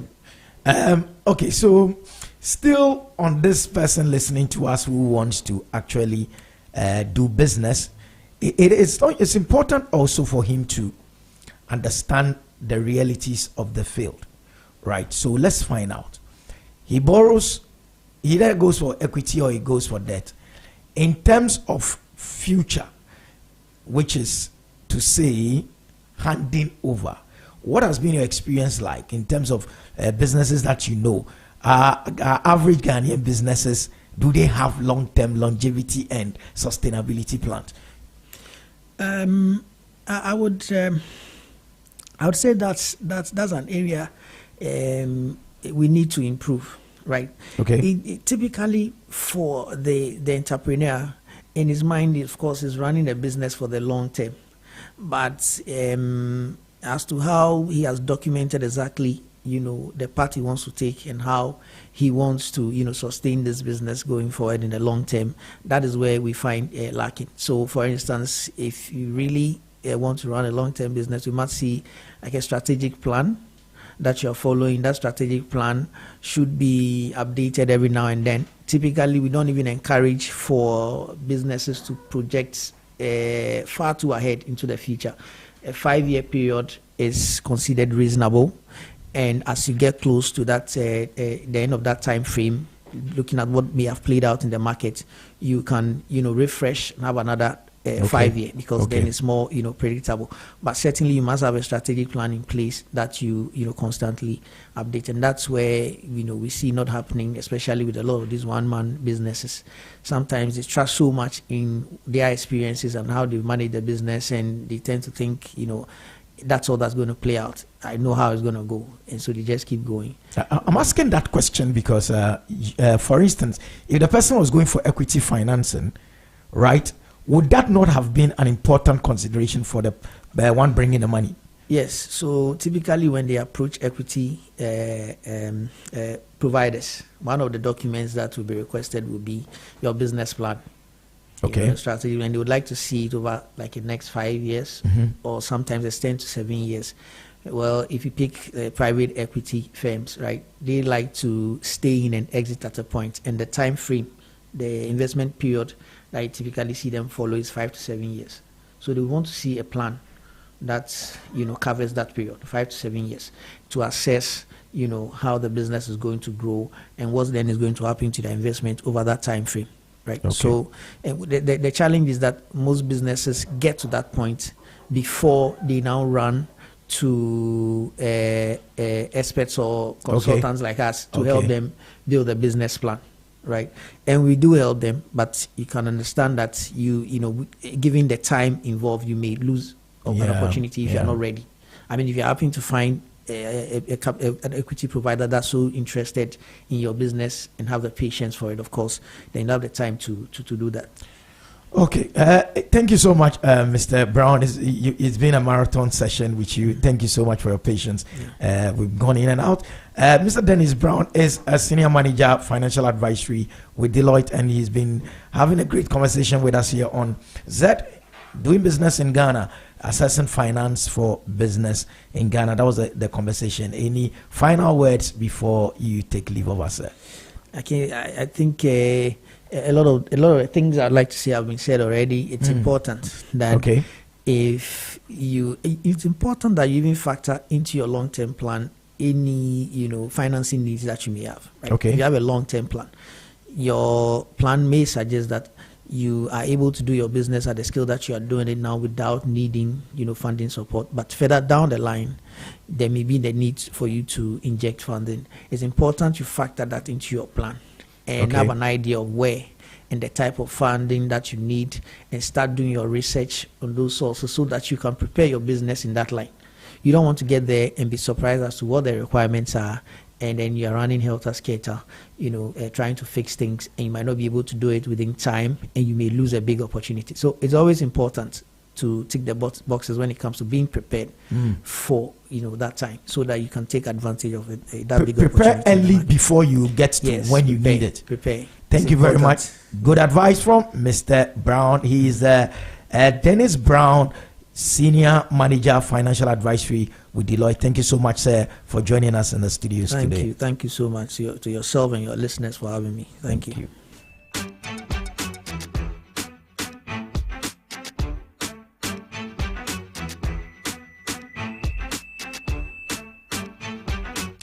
Yes, and on the Friday, we'll talk to our good friend, Mr. Gordon Nikwe from Esoko, Ghana. He's a senior business advisor, and he's also with field operations. He's a field operations manager with Esoko. Gordon Nikwe is on the line to tell us about what is happening on the market.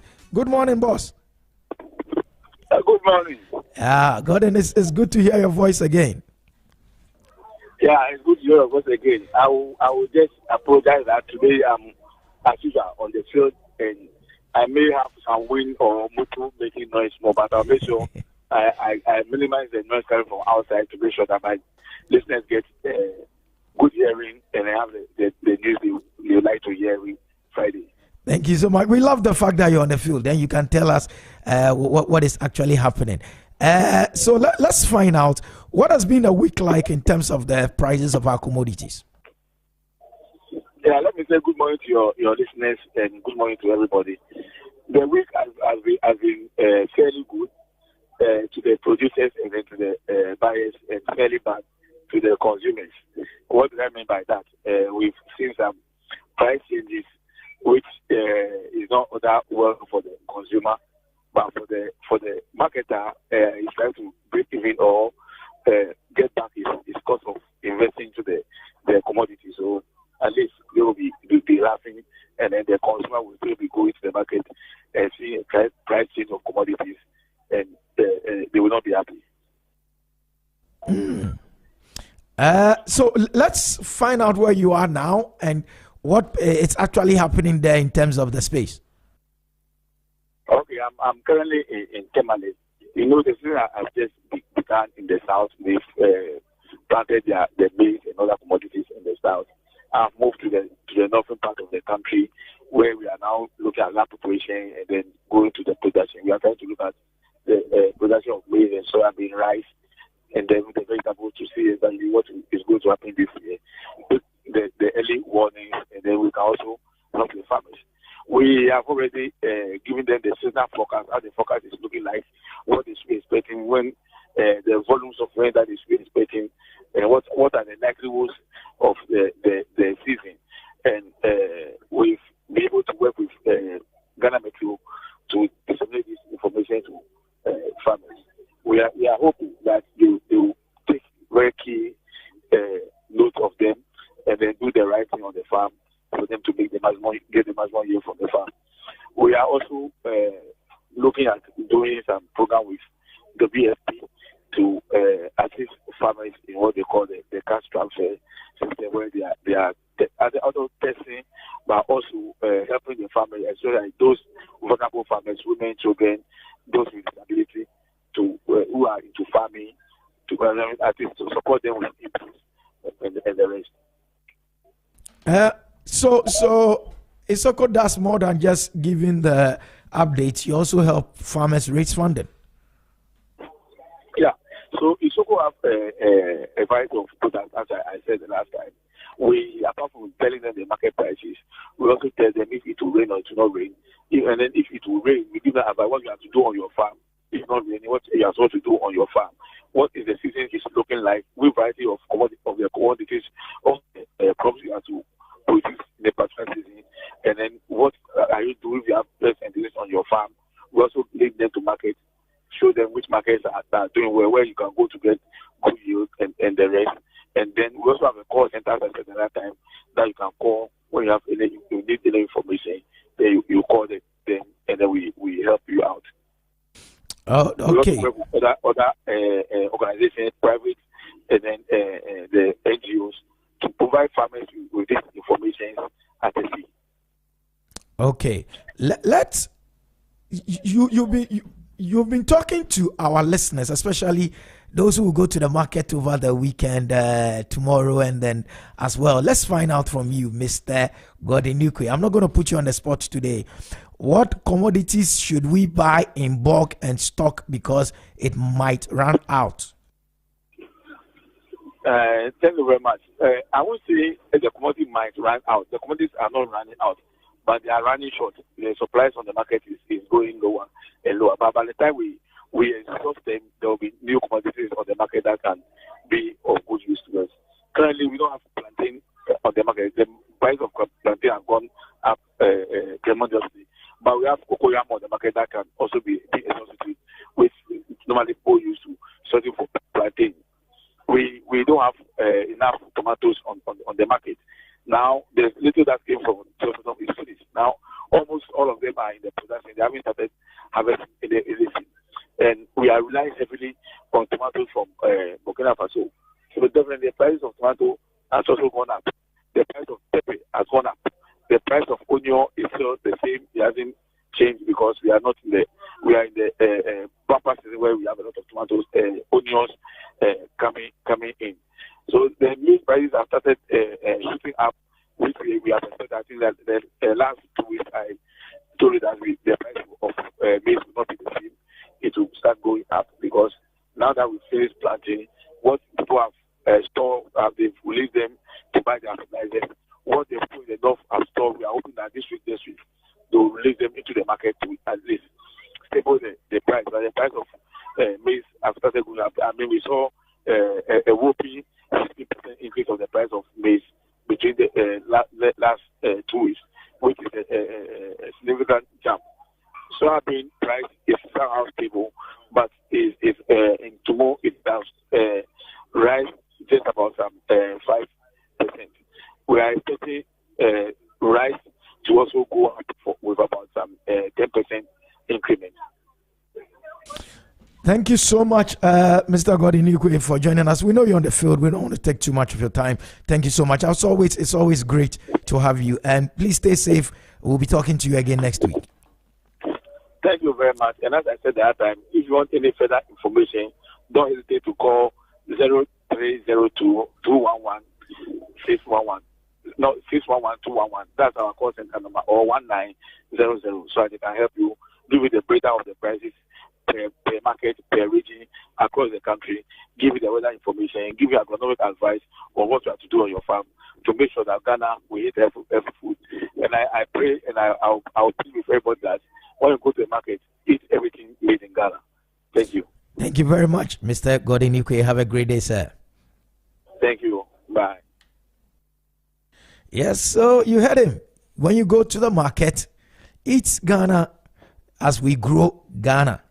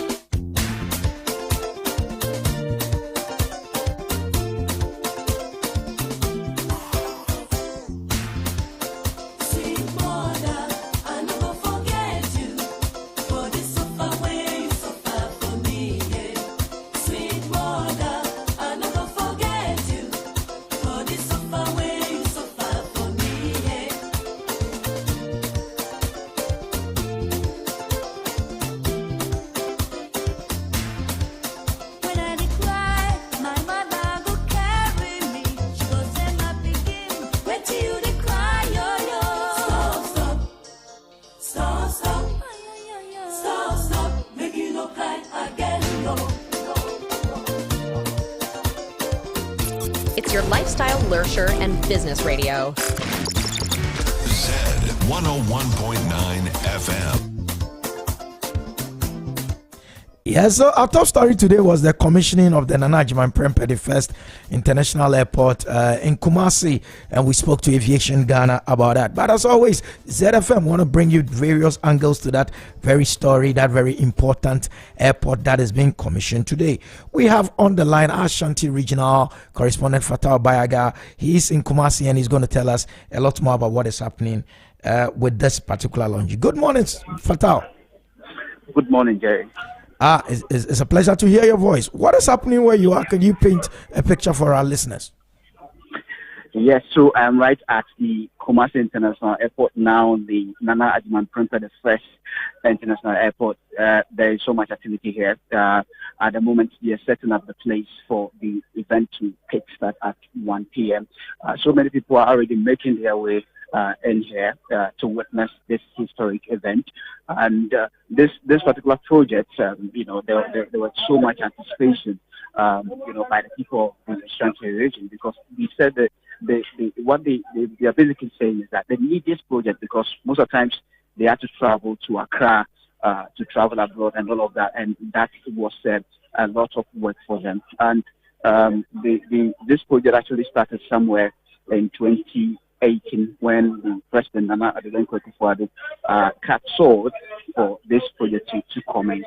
So it was expected to be completed within 24 months.